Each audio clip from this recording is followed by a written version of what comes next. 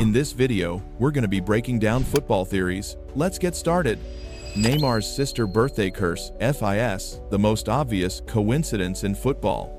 Neymar, guy who was supposed to be the next Pelé, the most expensive transfer in football history, the player who was going to carry Brazil to World Cup glory. Well, turns out this football genius has been pulling the same trick for over a decade, and somehow nobody talks about it. His sister Rafaela was born on March 11th, and for 11 straight years, Neymar has found a way to miss football around that exact date, always March 11th, or the days right around it. What are the odds of that happening by pure chance? Basically zero. Let's walk through this masterpiece of fake injuries and convenient suspensions. It started in 2015 when Neymar was at Barcelona. February 28th, he picks up a yellow card against Granada. Nothing serious, just enough to get suspended for the March 8th game against Rayo Vallecano, 3 days before his sister's birthday. Perfect timing.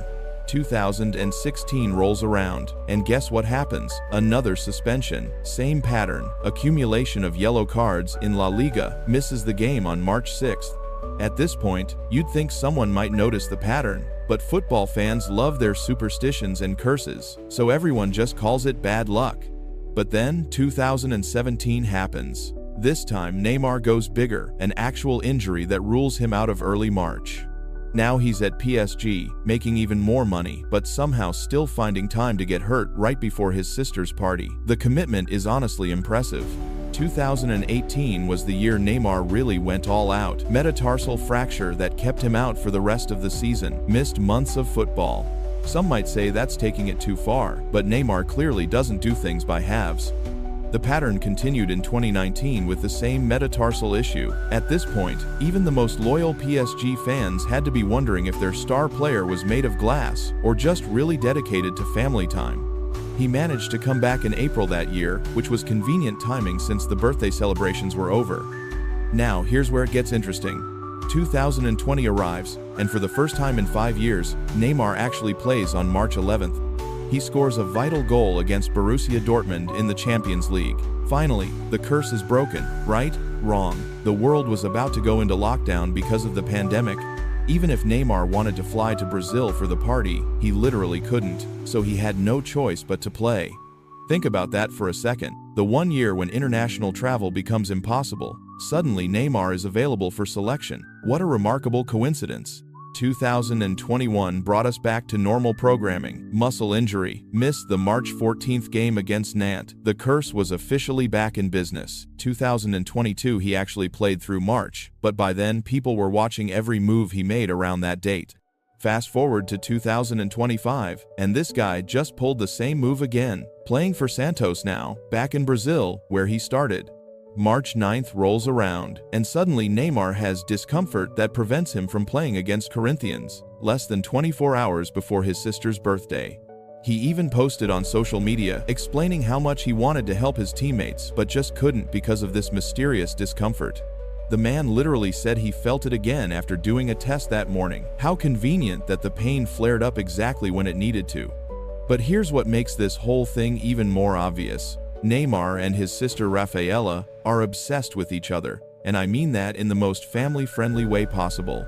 He has a massive tattoo of her face on his arm. She has a tattoo of his eyes on her arm. They post about each other constantly on social media. Even other footballers have noticed. Sergio Ramos once joked that if Real Madrid wanted to sign Neymar, they'd have to negotiate his sister's birthday into the contract. That's not something you say unless everyone in football knows about this pattern. The really wild part is how Neymar's injuries always seem to be the type that are hard to verify. Muscle discomfort, feeling something during training, minor knocks that require rest. It's never a broken leg that you can see on an X-ray. It's always something subjective that only he can feel.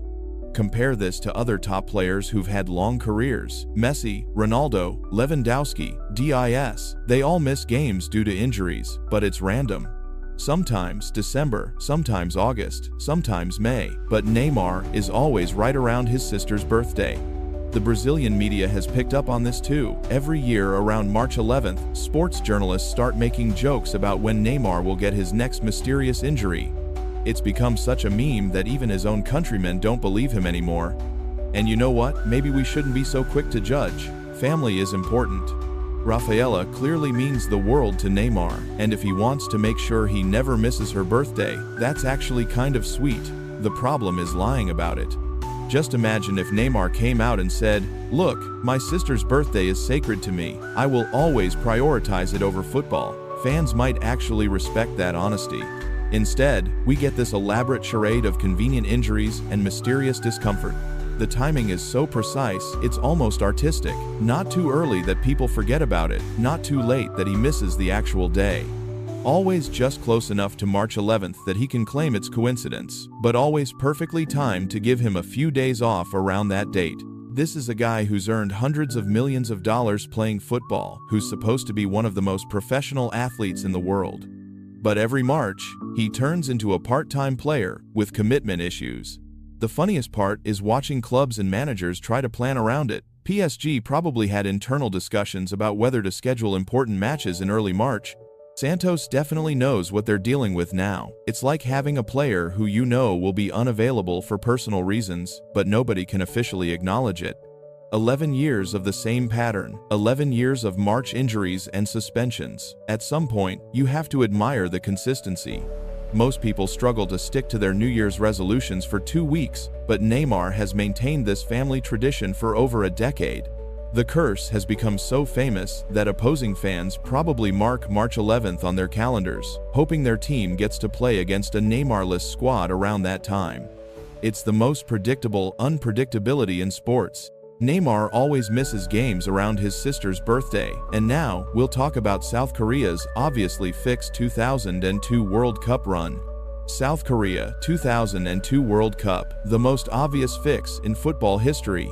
The 2002 World Cup was supposed to be a celebration of football coming to Asia for the first time. Instead, it became the most corrupt tournament in World Cup history, and everyone just pretended not to notice.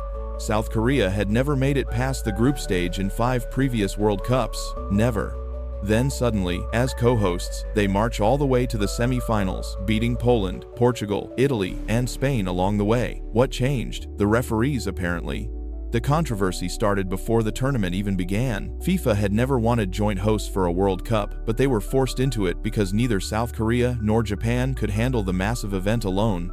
This created the perfect setup for corruption. 2 rival nations desperate to prove themselves on the world stage, with enormous political and financial pressure to succeed.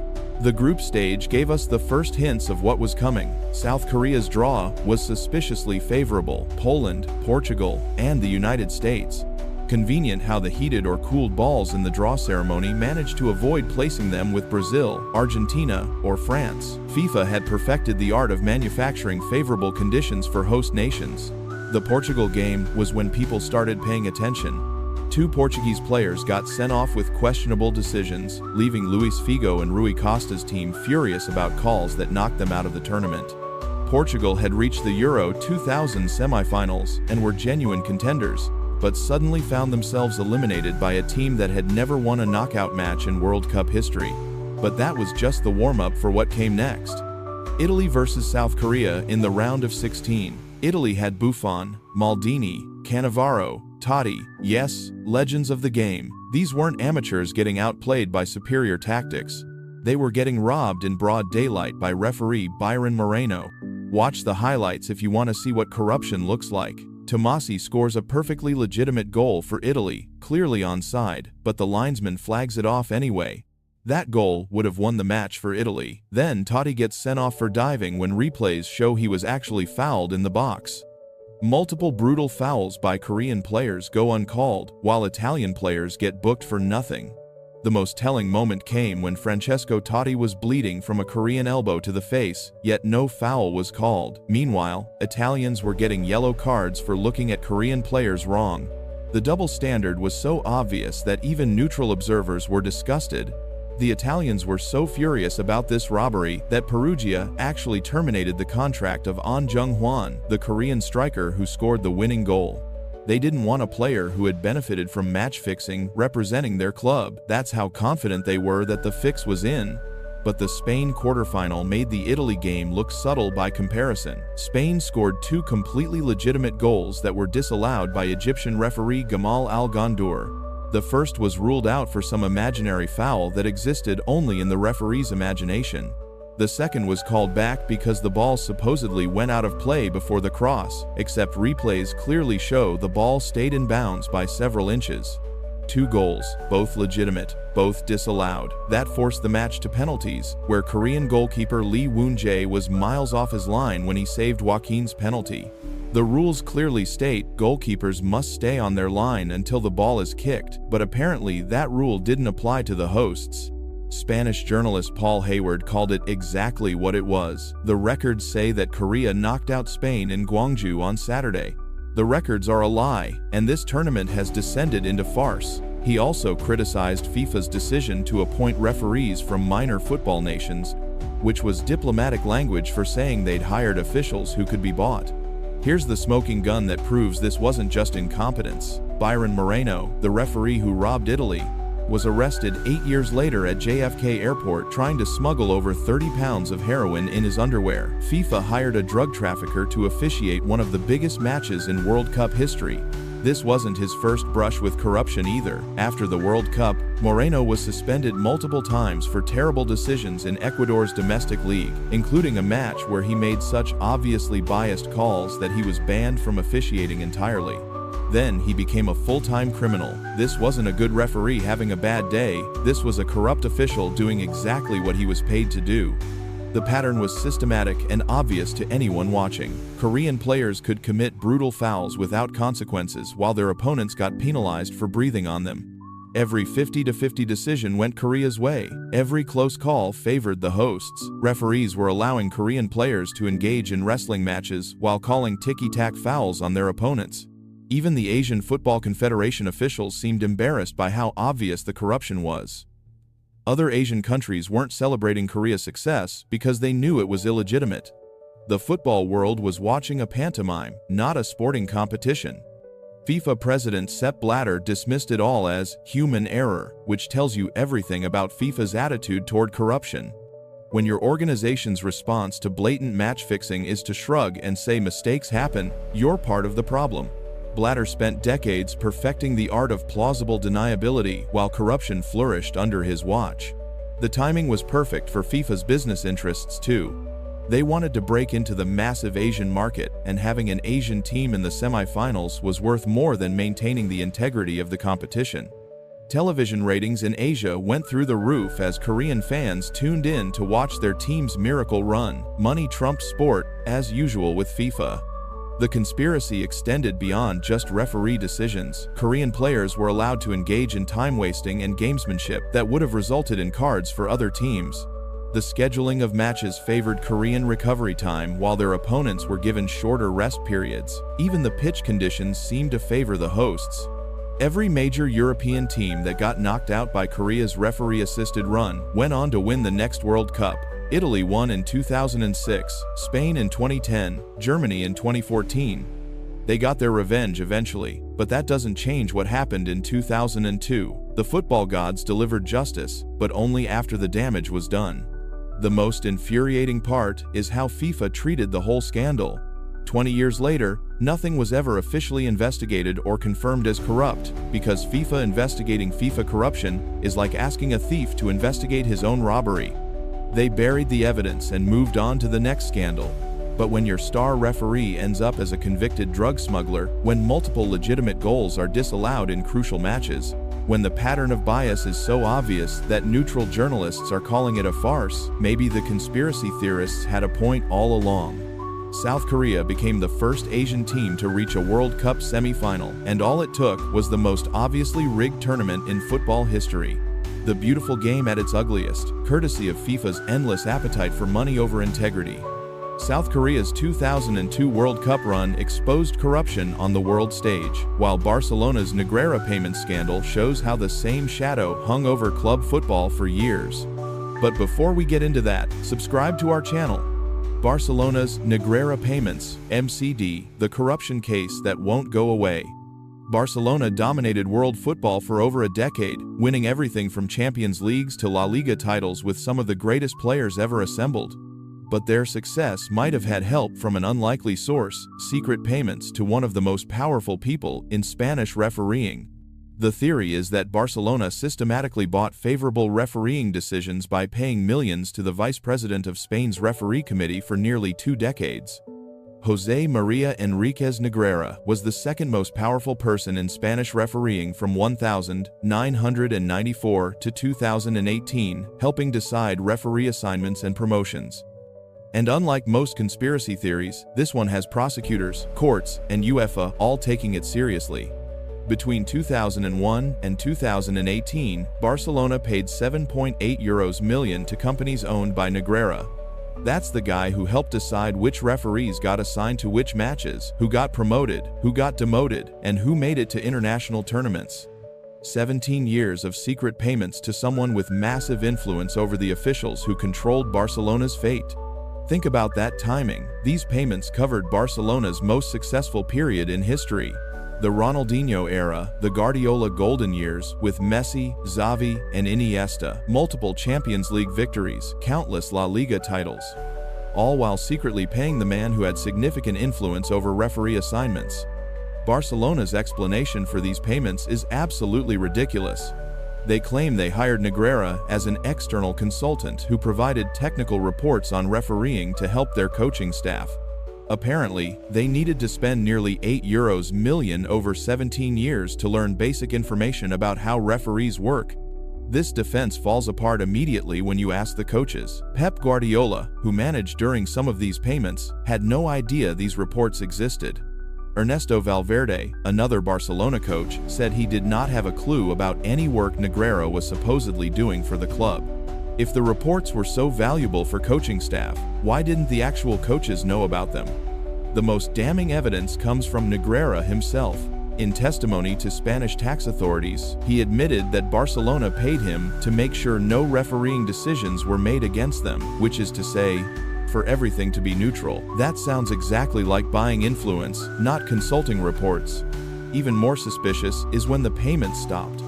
Barcelona claims they ended the arrangement in 2018 to reduce expenses. Pure coincidence that 2018 was also the exact year Negreira left his position at the referee committee.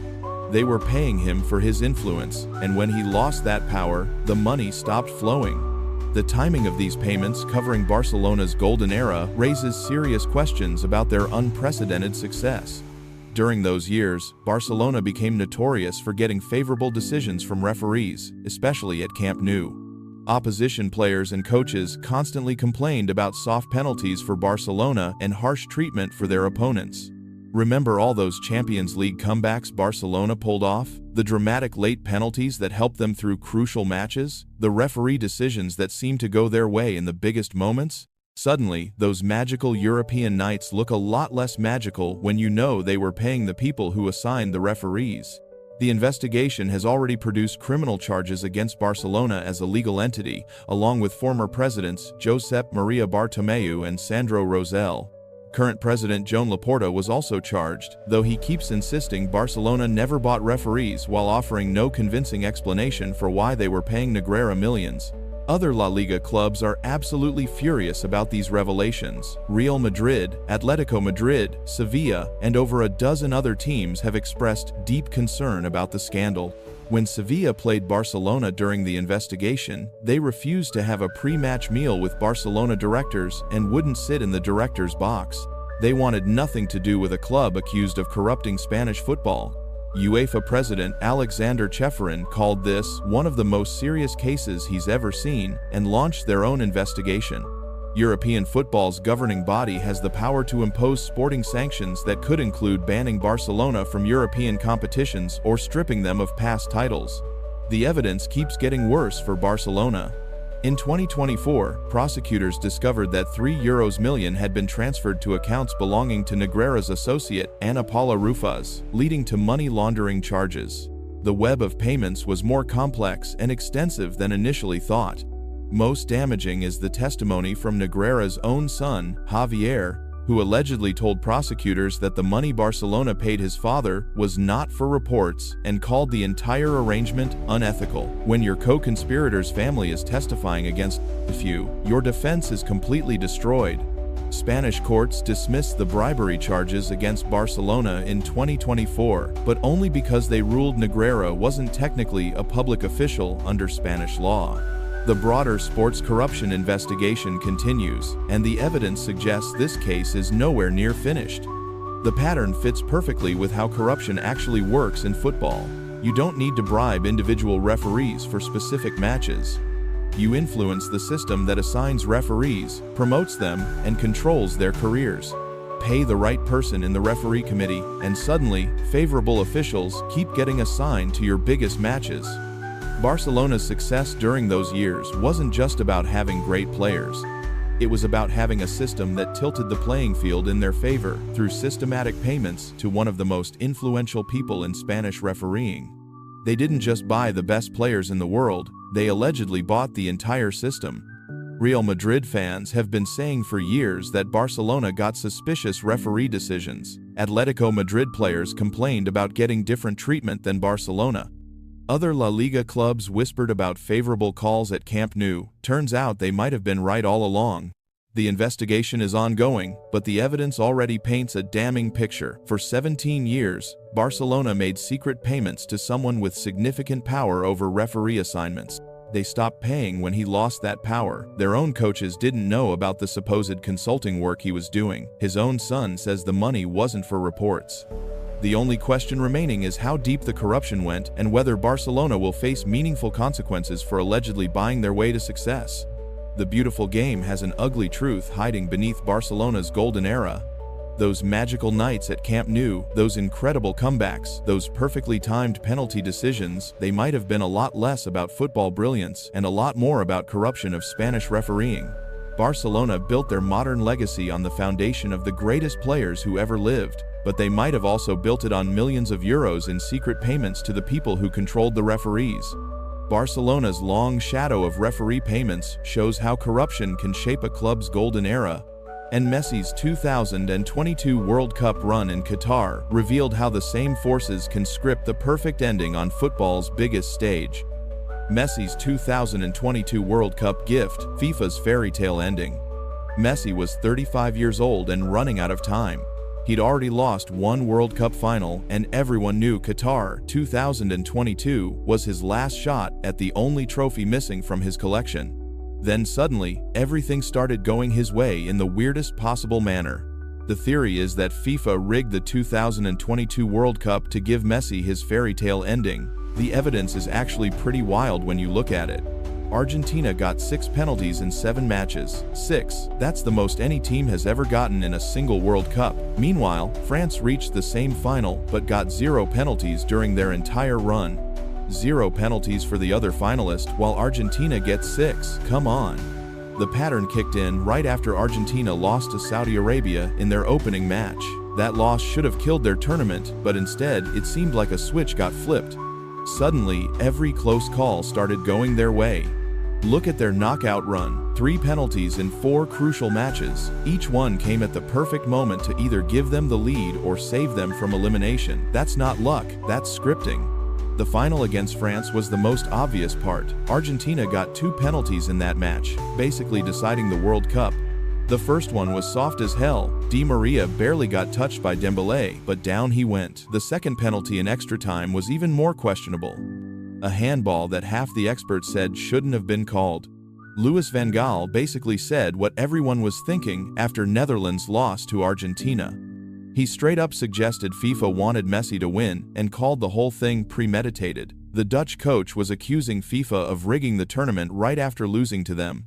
Van Gaal pointed out how Argentina players could get away with stuff that other teams got punished for. Different rules for different teams, depending on what FIFA needed for their story.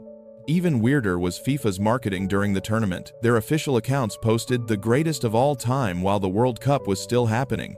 They'd never done that for any player during an active tournament. They were pushing the Messi narrative before he'd even won anything. After the final, French player Patrice Evra came out and said FIFA gave the World Cup to Messi. He said everyone knew it was all already written, and even French people wanted Messi to win. When the losing team's own players are saying it was fixed, maybe listen. Qatar spent over $200 billion on this World Cup and needed it to be memorable. Having the greatest player ever finally win his first World Cup in their country was worth more than any amount of money for their reputation. Plus, Qatar owns PSG, where Messi played at the time. Both Messi and Mbappe were PSG teammates, so the final was perfect marketing for the Qatari-owned club, no matter who won. The referee assignments were suspicious too. Argentina got officials from friendly countries for their biggest matches, while potentially problematic refs were kept away from their games. But let's dig deeper into how sketchy some of these penalties actually were. The quarter-final against Netherlands saw Argentina get a penalty for what looked like minimal contact. The Dutch players were furious, and rightfully so. That spot kick changed the entire match. In the semi-final against Croatia, another penalty helped Argentina reach the final. The pattern was clear. Whenever Argentina needed a crucial decision to advance through the knockout rounds, the referees delivered exactly what they needed. The contrast with other teams was stark. Brazil, one of the pre-tournament favorites, got knocked out by Croatia in the quarterfinals without receiving a single penalty to help them through. Spain, another powerhouse, was eliminated by Morocco in the round of 16 with no assistance from the officials.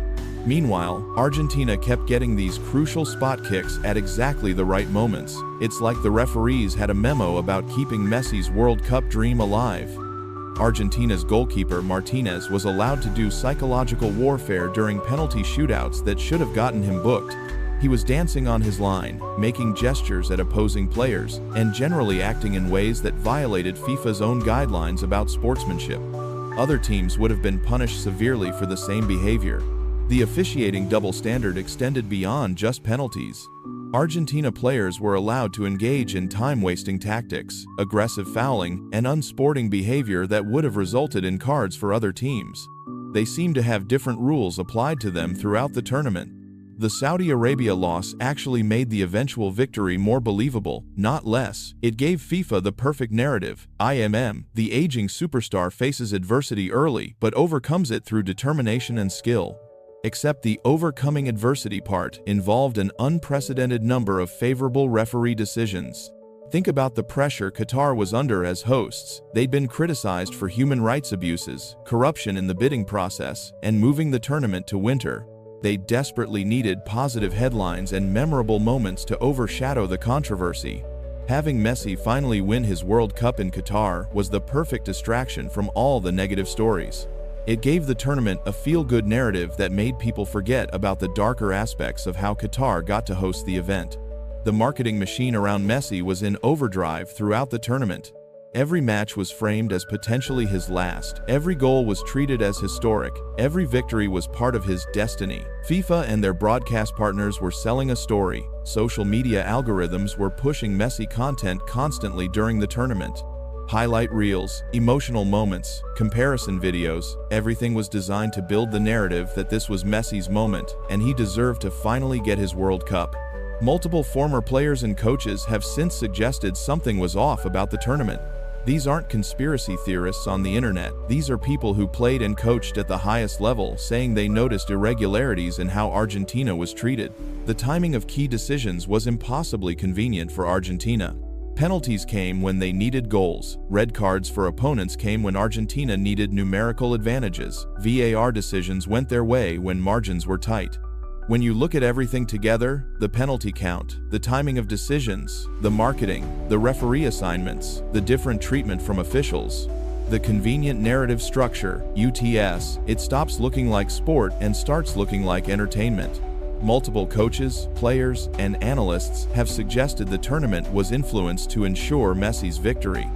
These aren't random fans on social media, these are people inside football saying something was off. The most telling aspect might be how quickly the Messi finally wins the World Cup story became accepted as one of the greatest moments in sports history. The narrative was so perfectly crafted that questioning it almost seemed wrong, like you were ruining a beautiful fairy tale. Messi deserved a World Cup based on his incredible career, but the way it happened in Qatar was too perfect, too convenient, too scripted. Sometimes the most beautiful stories are the ones that seem too good to be true. Messi's too-perfect World Cup win in 2022 showed how FIFA can bend the rules to create a fairy tale, and in the same way, VAR's referee protection racket proves the culture of manipulation still shapes football every single week. VAR Referee Protection Racket, TAR, the Brotherhood, that's ruining football. VAR was supposed to fix refereeing mistakes and make football fairer. Instead, it created the perfect system for referees to protect each other rather than get decisions right. The technology that promised transparency actually gave refs more ways to cover for their mistakes.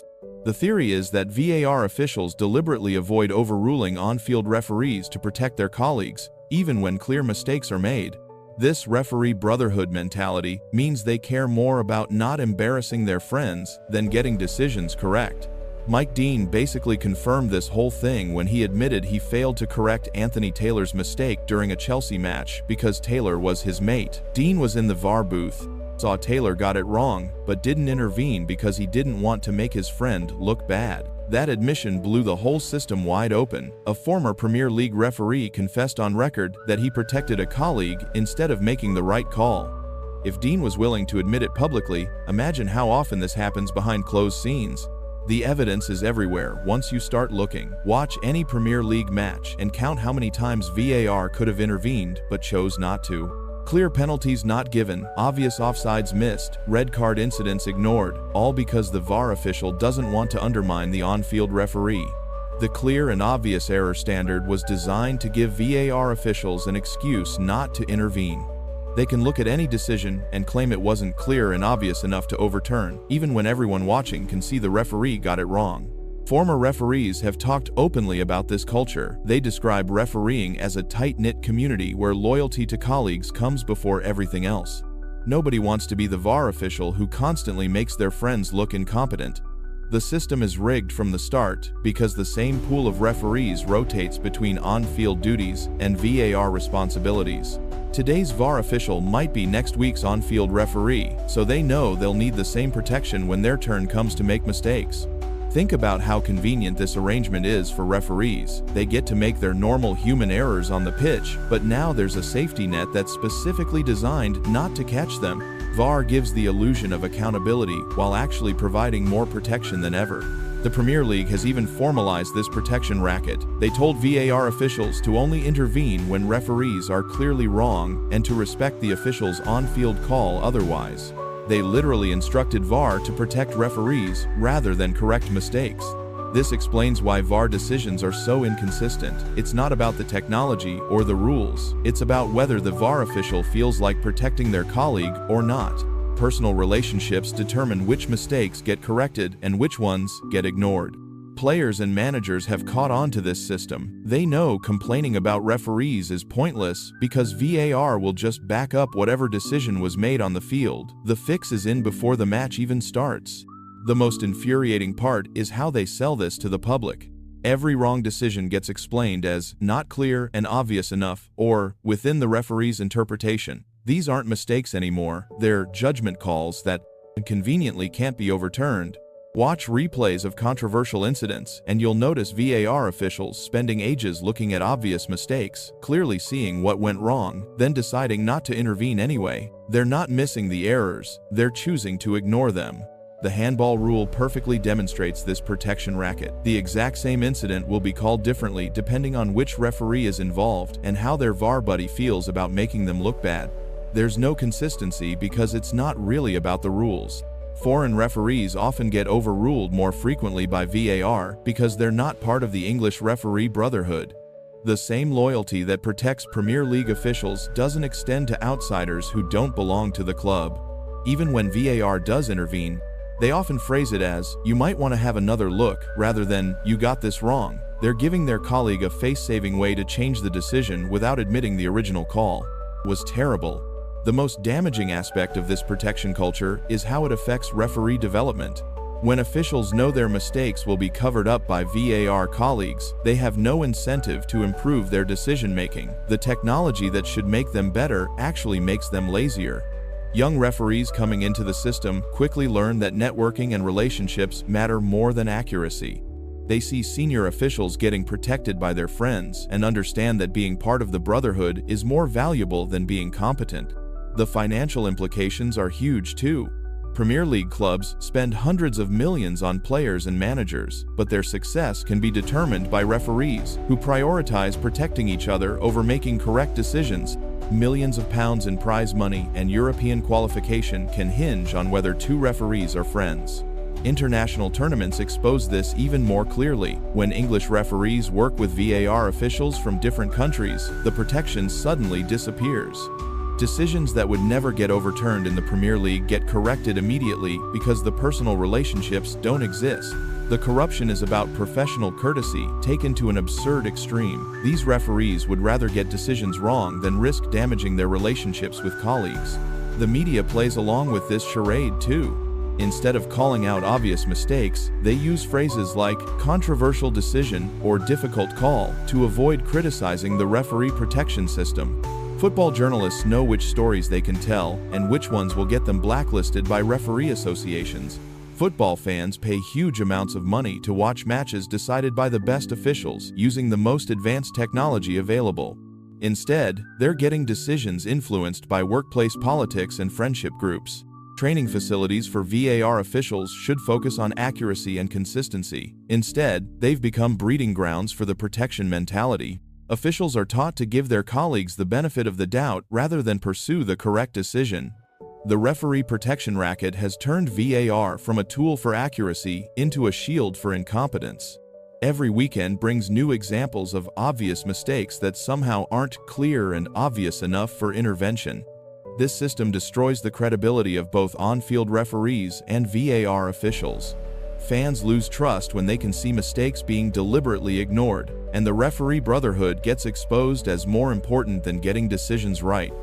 The technology exists to fix these problems, but the human element, NY4, specifically, the culture of protecting colleagues over pursuing accuracy, ensures that VAR will continue failing to deliver on its promises. Football deserves better than a system where referees protect their friends instead of protecting the integrity of the game. Until this brotherhood mentality changes, VAR will remain a tool for covering up mistakes rather than correcting them. VAR's protection racket shows how referees protect each other instead of fixing mistakes and moving from officials to players. Steven Gerrard's 2011 penalty miss at Blackburn is seen by many as a deliberate act to save Liverpool from Roy Hodgson's reign. Don't forget to subscribe to our channel.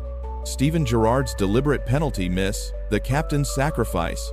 Liverpool was in absolute crisis in January 2011. Roy Hodgson had the club sitting just 4 points above relegation, playing the most boring football Anfield had ever seen.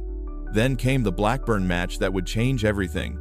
The theory is that Steven Gerrard deliberately missed a penalty to ensure Hodgson got sacked, sacrificing his own reputation to save the club he loved. The evidence is actually pretty wild when you break it down.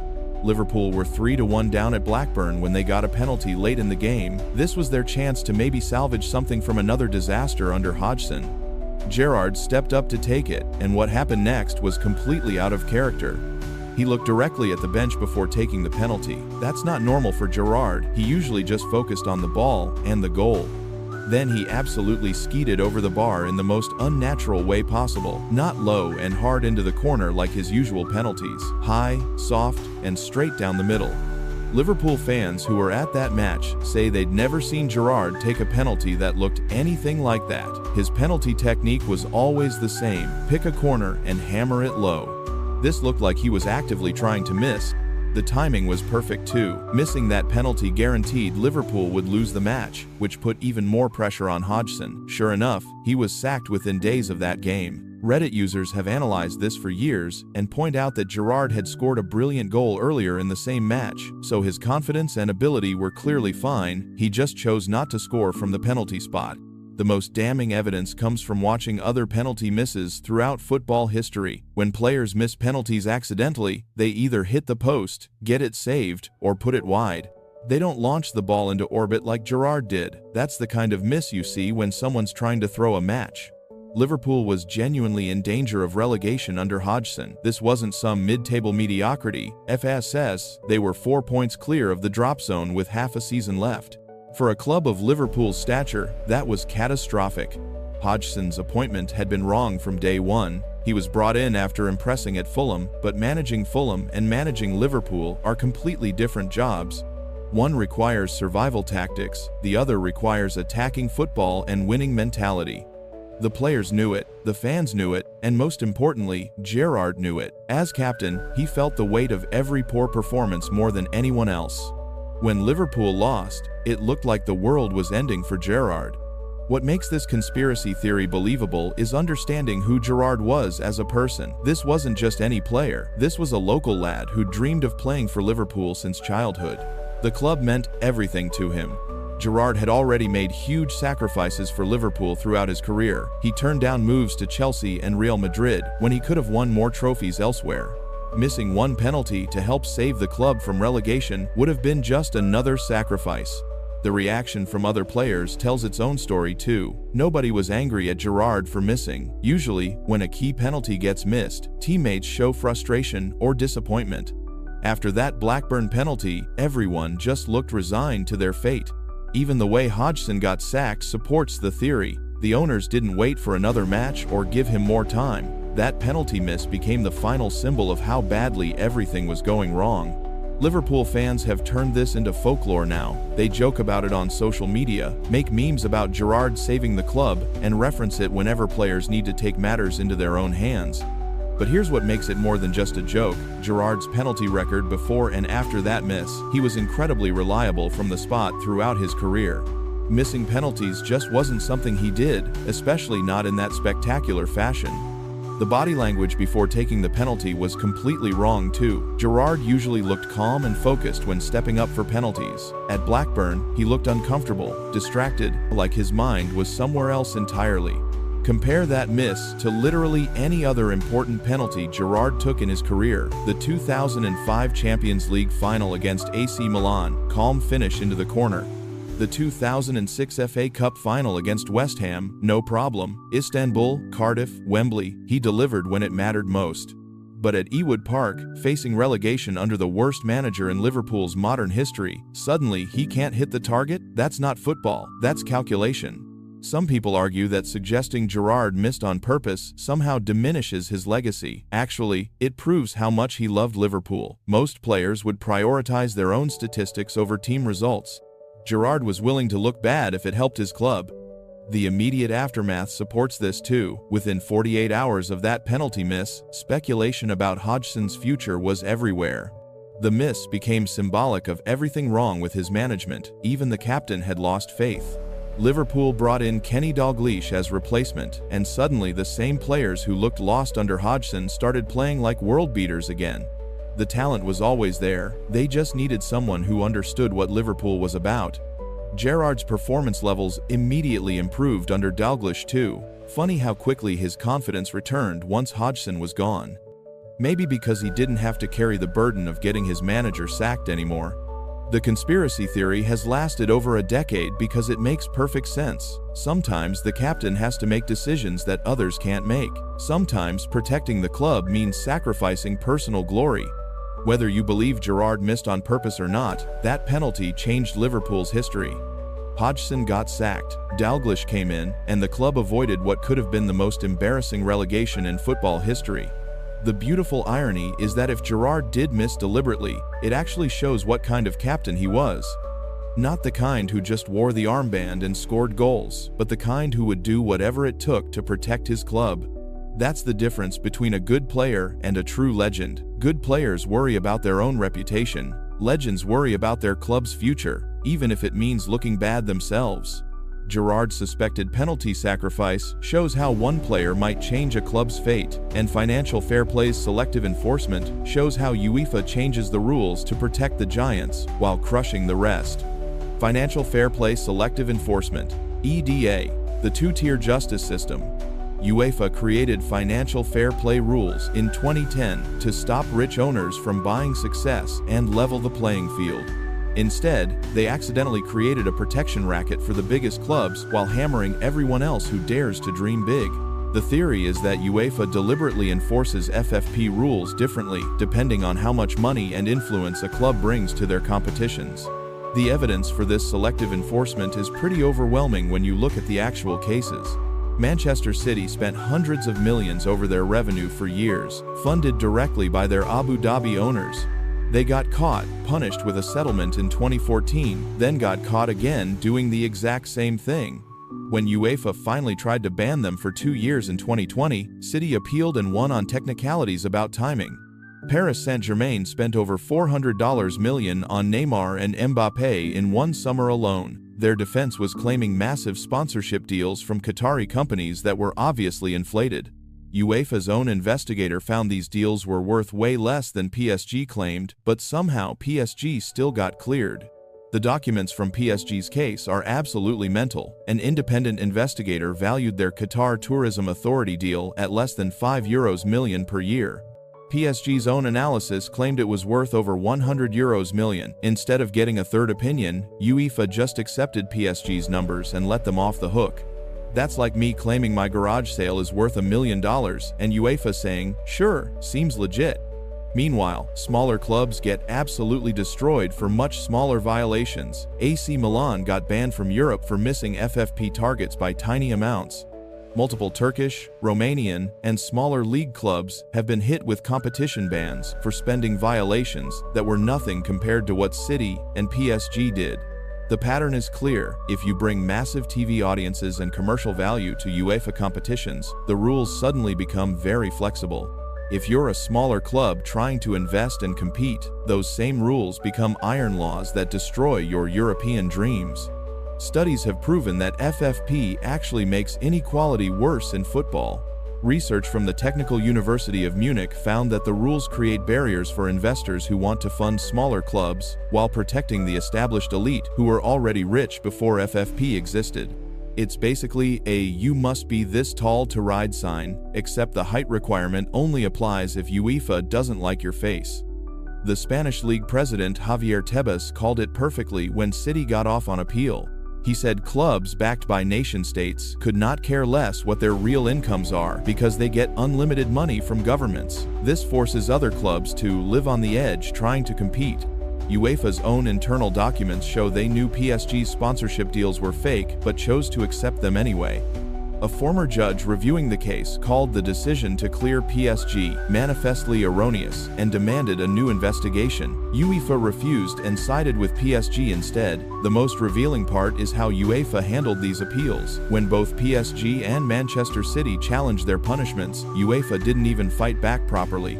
They basically surrendered without putting up a real defense, almost like they wanted these clubs to win their appeals.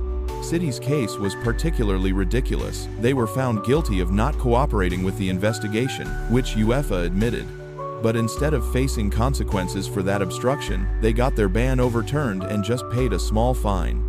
Imagine getting arrested for resisting arrest, then having the judge say, "Well, you did resist arrest, but we took too long to prosecute you, so here's a parking ticket instead." The smaller clubs that actually follow FFP rules are getting screwed twice. First, they can't compete with the cheaters who spend unlimited money. Second, they watch UEFA protect those same cheaters while punishing anyone else who tries to invest and grow. Financial fair play was supposed to prevent clubs from going bankrupt by overspending. Instead, it became a tool to freeze the football hierarchy and protect the clubs that were already at the top when the rules started. UEFA President Alexander Ceferin even admitted the system needs reform because it's not working. But instead of enforcing the current rules fairly, they're talking about making them even more relaxed for the big clubs while keeping the restrictions on everyone else. The investigation process is corrupt from the start. PSG's president sits on UEFA's executive committee while his club was being investigated for FFP violations. That's like having the defendant be one of the judges in their own trial. When Manchester City's ban got overturned, it wasn't because they proved their innocence. It was because too much time had passed between when they committed the violations and when UEFA finally acted. That's not exoneration, that's getting off on a technicality. The selective enforcement extends to how quickly cases get processed too. Smaller clubs get fast-tracked to punishment, while the big clubs get years of delays and appeals that eventually run out the clock on statute of limitations. UEFA makes billions from the Champions League and needs the biggest clubs to keep that money flowing. They're not going to ban Manchester City or PSG when those clubs bring the star players and global audiences that drive TV revenue. It's like having a bouncer at a club who kicks out anyone wearing sneakers, except if you're famous or rich, suddenly your sneakers look like dress shoes. The whole PSG investigation reads like a comedy sketch. Their investigator literally had two different valuations for the same sponsorship deal, one saying it was worth almost nothing, another saying it was worth over €100 million. UEFA chose the higher number because why not? Studies show that FFP rules actually reduce investment in football and make the fan experience worse by preventing competitive challenges to the established order. But UEFA doesn't care because their priority is protecting revenue streams, not sporting integrity. The beautiful irony is that FFP was supposed to help smaller clubs by preventing rich owners from creating unfair advantages.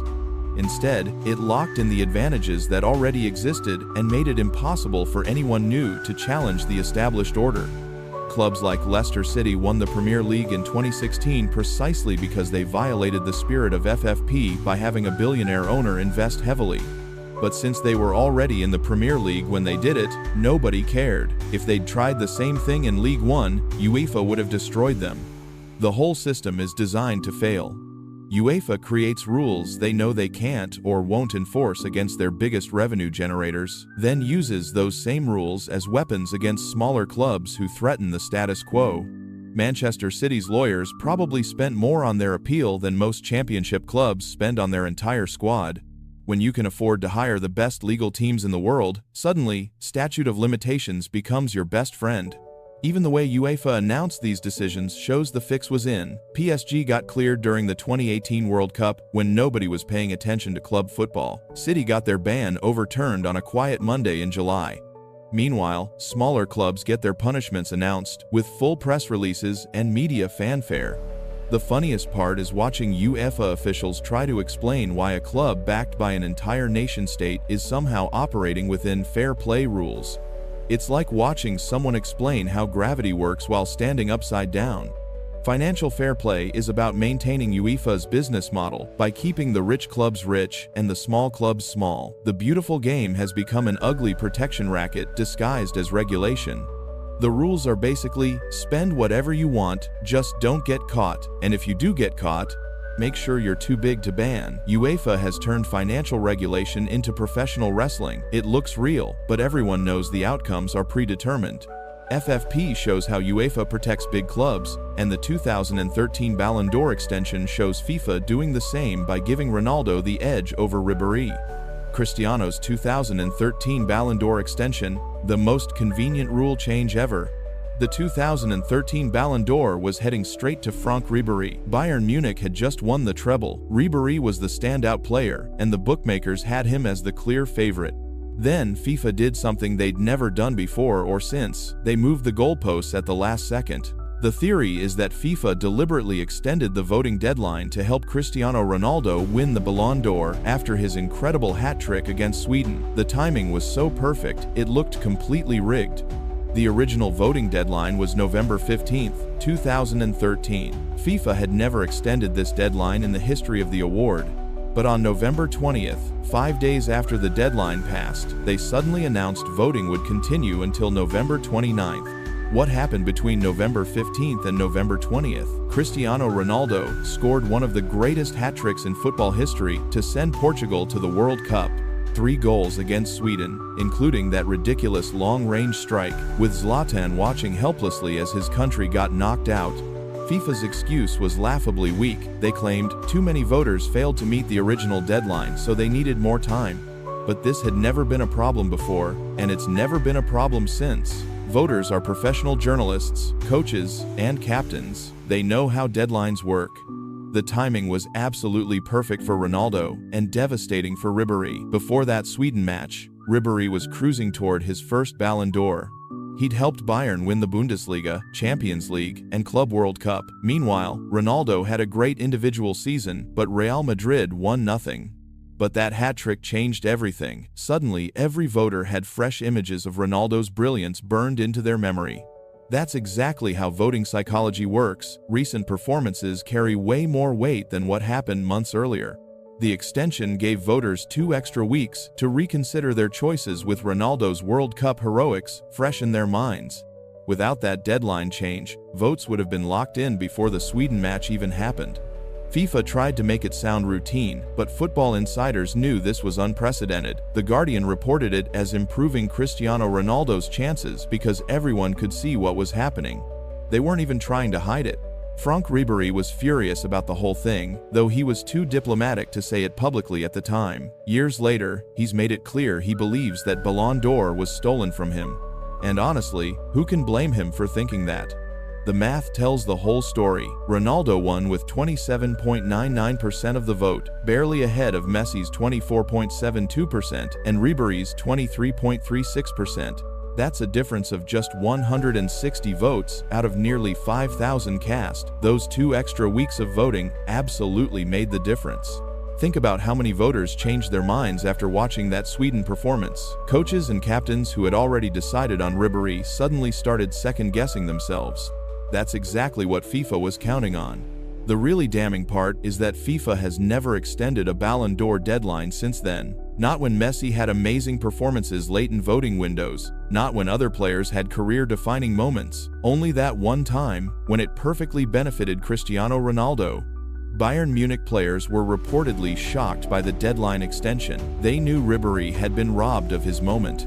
Imagine dominating all season, being the bookmaker's favorite, then watching the rules get changed at the last second. The whole thing exposed how political these awards really are. FIFA wasn't just counting votes, they were actively manipulating the process to get the result they wanted. Ronaldo was a bigger global superstar than Ribéry, better for marketing and commercial partnerships. Portuguese media went crazy celebrating the deadline extension like it was Christmas morning. They knew exactly what it meant for their heroes' chances. Meanwhile, French and German outlets were questioning why FIFA was changing rules mid-competition. Even the announcement timing was suspicious. FIFA waited until after Ronaldo's performance to reveal the extension, making it look like a direct response to that hat trick. If they genuinely needed more time due to low response rates, they would have announced it before the original deadline. The 2013 extension became the template for how to steal awards through administrative manipulation. Change the rules when your preferred candidate needs help, then claim it's for procedural reasons that have nothing to do with recent performances. Ribéry's 2013 season was genuinely phenomenal. He was the driving force behind Bayern's treble, scored crucial goals in big matches, and dominated the biggest competitions in world football. Under normal circumstances, he wins that Ballon d'Or easily. But FIFA created abnormal circumstances by giving voters extra time to be swayed by Ronaldo's World Cup moment. That's not how legitimate awards work. You don't change voting deadlines because someone has a great performance after the deadline passes. The precedent this set was terrible for award credibility. If FIFA could extend deadlines whenever they wanted, different results, how could anyone trust the voting process? It showed that politics mattered more than sporting merit. What makes this even worse is how they handled the voting process itself. The original window ran from October 28th to November 15th. That's nearly 3 weeks for voters to make their decisions. But suddenly, that wasn't enough time when Ronaldo needed help.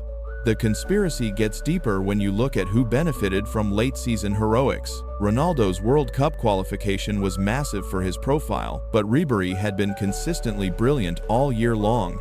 FIFA essentially said recent moments matter more than sustained excellence.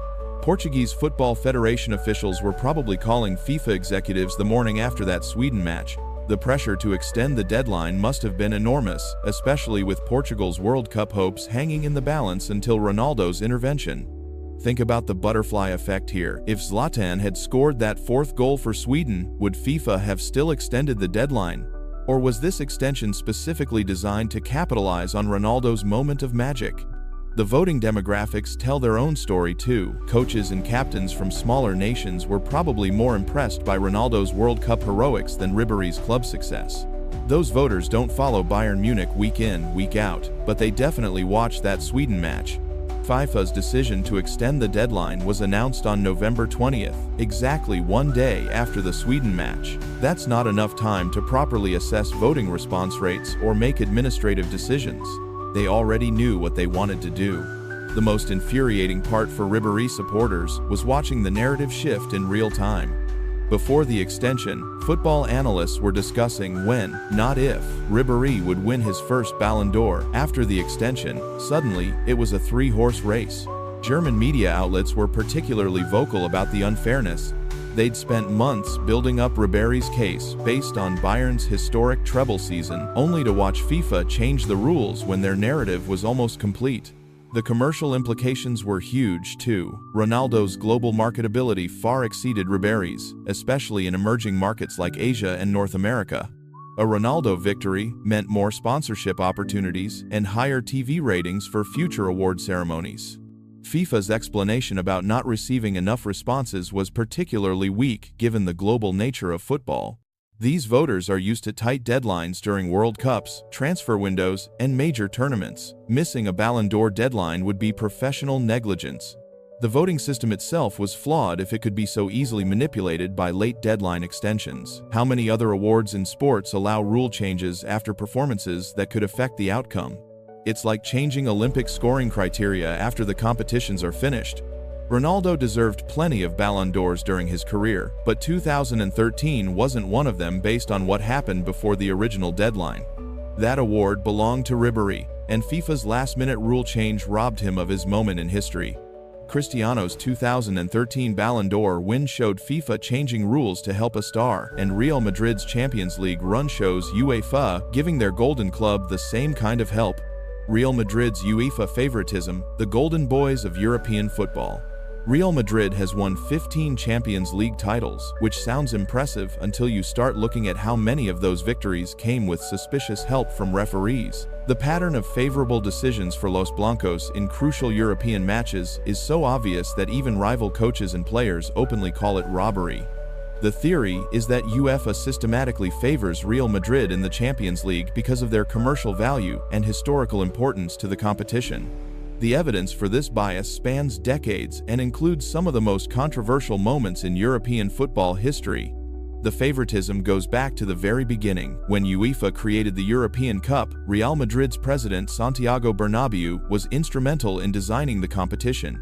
They literally got to pick their first opponent, choosing a weak Swiss team instead of a proper challenge. Then they got automatic qualification to later rounds while other teams had to play extra matches. That early advantage helped them win the first 5 European Cups, creating a legacy that UEFA has been protecting ever since. Without those controversial early decisions, Real Madrid might never have become the European giants they are today. The modern era of suspicious decisions started with their 1998 Champions League win against Juventus.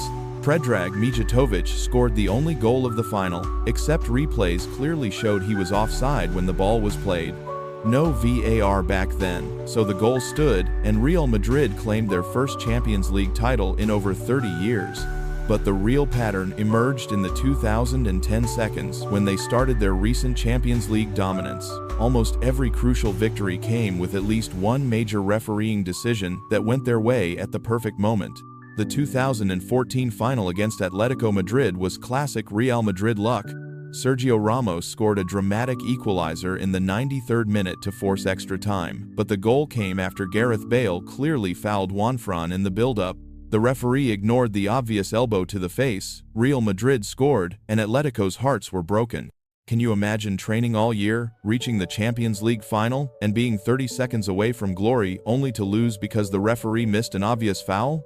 2 years later in the 2016 final, Ramos did it again against the same opponents. His opening goal was clearly offside, but somehow the linesman missed it. That goal changed the entire dynamic of the match and helped Real Madrid win another Champions League they probably shouldn't have. The 2017 quarterfinal against Bayern Munich was perhaps the most blatant example of referee assistance. Bayern dominated the second leg at the Bernabeu and should have eliminated Real Madrid. Instead, they got a series of decisions that defied belief. Arturo Vidal was sent off for a second yellow card that wasn't even a foul. Casemiro committed multiple red card offenses but stayed on the pitch. Cristiano Ronaldo scored 2 clearly offside goals that were allowed to stand. Even Bayern's own goal was offside, but the pattern was clear. Every major decision favored Real Madrid. How do you explain that level of inconsistency unless someone's getting special treatment? After that match, Bayern players and coaches openly accused Real Madrid of receiving favorable treatment. The referee put us out, Vidal said. It was an injustice, and the whole world saw it, added coach Carlo Ancelotti. The 2018 quarter-final against Juventus provided the most controversial moment of all. Real Madrid were losing 3-0 on aggregate and heading out of the competition when they were awarded a penalty in the 93rd minute. The contact between Medhi Benatia and Lucas Vazquez was minimal at best, but referee Michael Oliver pointed to the spot. Gianluigi Buffon was so furious about the decision that he got sent off for confronting the referee. "You cannot destroy dreams like that," Buffon said afterward. "You have to be a murderer to make the last two decisions." Even Spanish newspaper Sport called it the robbery of the century. French football experts were equally blunt about the pattern they've observed. Every time there are controversial decisions, they always go Real Madrid's way. "It's never against them," said Emmanuel Petit. "With Real Madrid, referees are much more lenient. They always try to make things look good." Think about your own team for a second. When was the last time they got that kind of help from referees in crucial moments? The statistics back up these claims too. Real Madrid receives more penalties per match in Champions League knockout rounds than any other team. They also benefit from more overturned offside calls and fewer red cards for their players in crucial moments. UEFA's commercial interests explain why this favoritism exists. Real Madrid generates massive television audiences and sponsor revenue for the Champions League. Their matches against other big clubs are UEFA's most valuable television properties. The competition is worth billions to UEFA, and Real Madrid is their most marketable brand. Having Los Blancos reach finals and win titles maximizes viewership and commercial value. It's simply good business to help them succeed. The referee assignment process also raises questions. Real Madrid rarely gets referees from countries with historically strong football rivalries with Spain. Meanwhile, their opponents often face officials who might be more impressed by the Real Madrid mystique than neutral about the outcome. Video assistant referee technology was supposed to end these controversies, but somehow VAR decisions still tend to favor Real Madrid in crucial moments. The technology is only as good as the people operating it, and those people clearly have subconscious biases toward certain teams. Current players from rival teams have started speaking out about the pattern. After recent matches against Real Madrid, opponents consistently complain about receiving different treatment from referees compared to what Los Blancos get. The most telling aspect is how these favorable decisions always come at the most crucial moments. Real Madrid might get normal refereeing for 80 minutes, but when they need a penalty or their opponents need a red card, suddenly the officials become very generous. Isn't it weird how Real Madrid's luck with referees always peaks right when they need it most? UEFA's refusal to address these concerns publicly makes the conspiracy more believable. They never explain controversial decisions or acknowledge patterns of favoritism. Instead, they hide behind standard referee performance statements that mean nothing. The most frustrating part for fans of other teams is watching this happen over and over again. You know what's coming when your team faces Real Madrid in a tight Champions League match. The referee will find a way to help them through. Real Madrid's recent Champions League success story is built on more than just great players and tactics. It's built on a systematic pattern of favorable refereeing decisions that have helped them through crucial moments when they might otherwise have been eliminated. Real Madrid's Champions League luck shows how UEFA protects its biggest club, and the Argentina-Peru 1978 scandal shows how politics and power can twist football on the world's biggest stage. If you're enjoying the content so far, subscribe to our channel. Argentina vs Peru 1978. Bribery. People-Tay, the World Cup's biggest unproven scandal. Argentina needed to beat Peru by at least 4 goals to reach the 1978 World Cup final. They won 6-0 inches, one of the most suspicious matches in football history.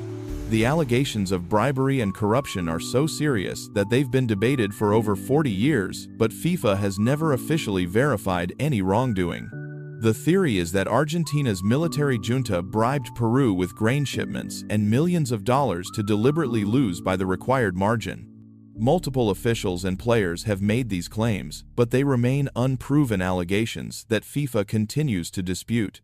The setup was perfect for corruption. FIFA scheduled Brazil's match against Poland before Argentina played Peru, which meant Argentina knew exactly how many goals they needed. Brazil won 3-1, so Argentina had to win by 4 goals to advance on goal difference. Just before the match, something unprecedented happened. Argentine dictator Jorge Rafael Videla visited Peru's locker room along with former U.S. Secretary of State Henry Kissinger. They read a message from Peru's dictator about brotherhood between the two countries. Think about that for a second. Two of the most powerful men in the Americas showing up in your changing room right before the biggest match of your career. FIFA has never explained why this visit was allowed or what was discussed. The match itself raised immediate suspicions. Peru had been competitive throughout the tournament, even taking a 2-0 lead against Barcelona in the group stage. Suddenly, against Argentina, they played like they'd never seen a football before. Multiple Peruvian players later made allegations that something was wrong.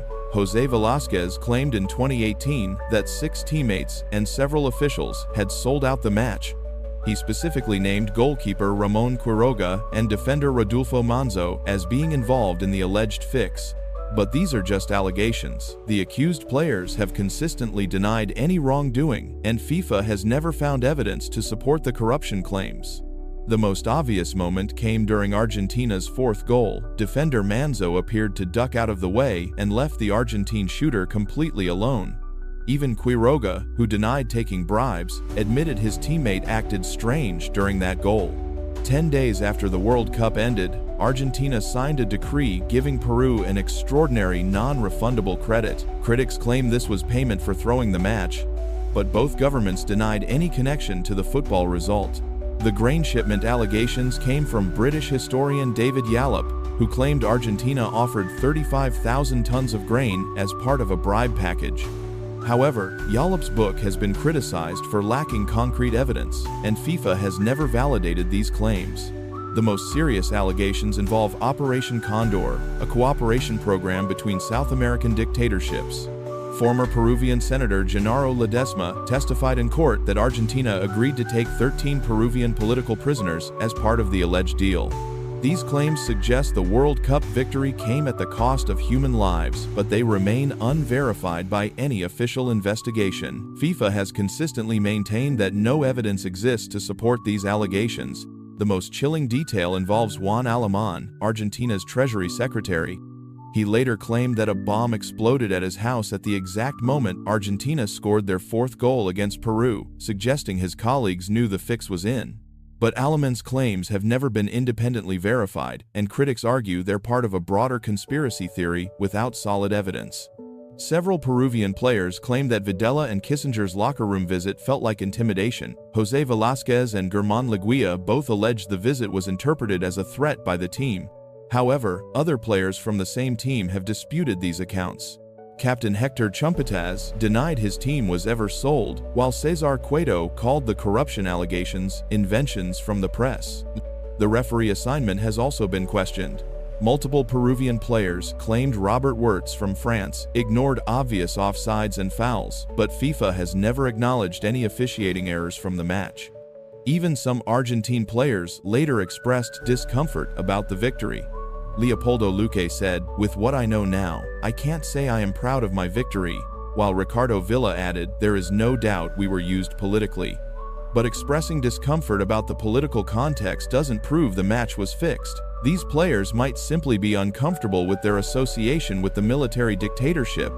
The drug cartel connection makes the allegations even more dramatic. In 2007, Fernando Rodriguez Mondragon from the Cali cartel claimed his uncle helped arrange bribes as a favor to Argentina's military.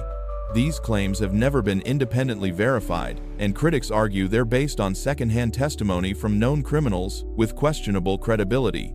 What makes these allegations seem credible is the historical context. Argentina's military junta was murdering thousands of political opponents while hosting the World Cup.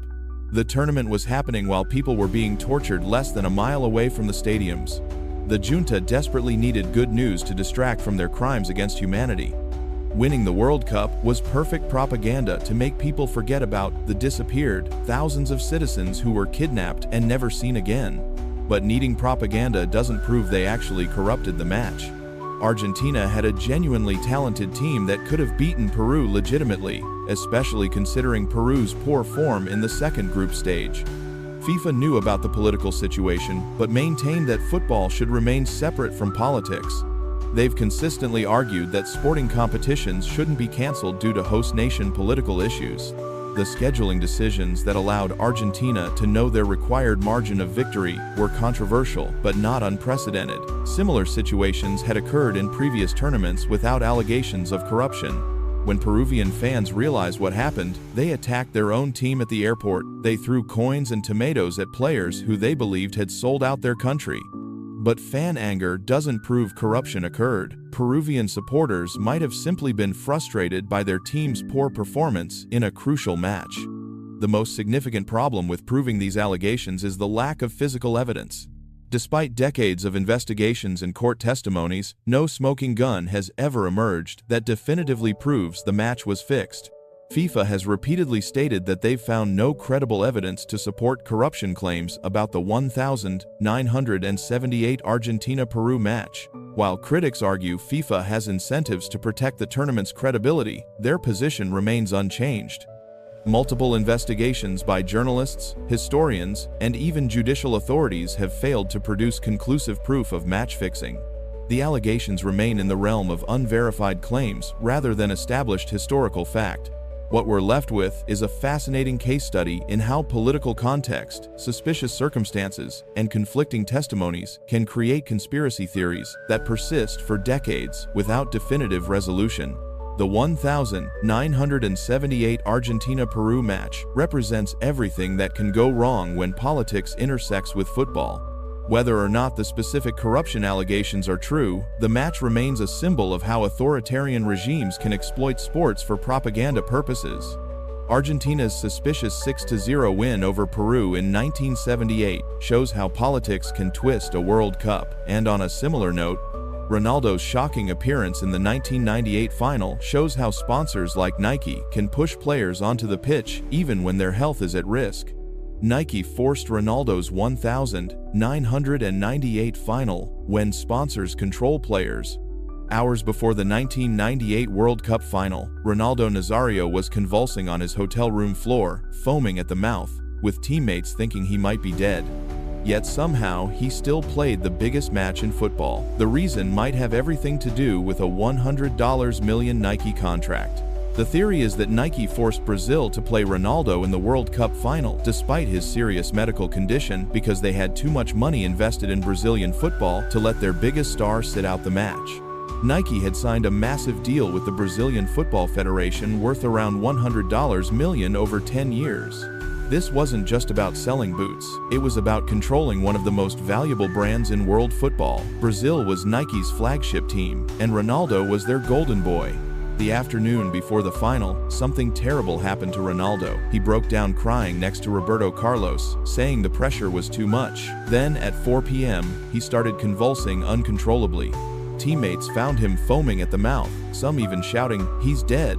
Roberto Carlos described it as terrifying. Ronaldo went completely stiff, staring at him while shaking violently. They had to prevent him from swallowing his tongue. When he woke up, Ronaldo remembered nothing about what happened. The Brazilian team doctor took him to a hospital in Paris for tests, but they couldn't find anything wrong. To this day, nobody knows what caused those convulsions.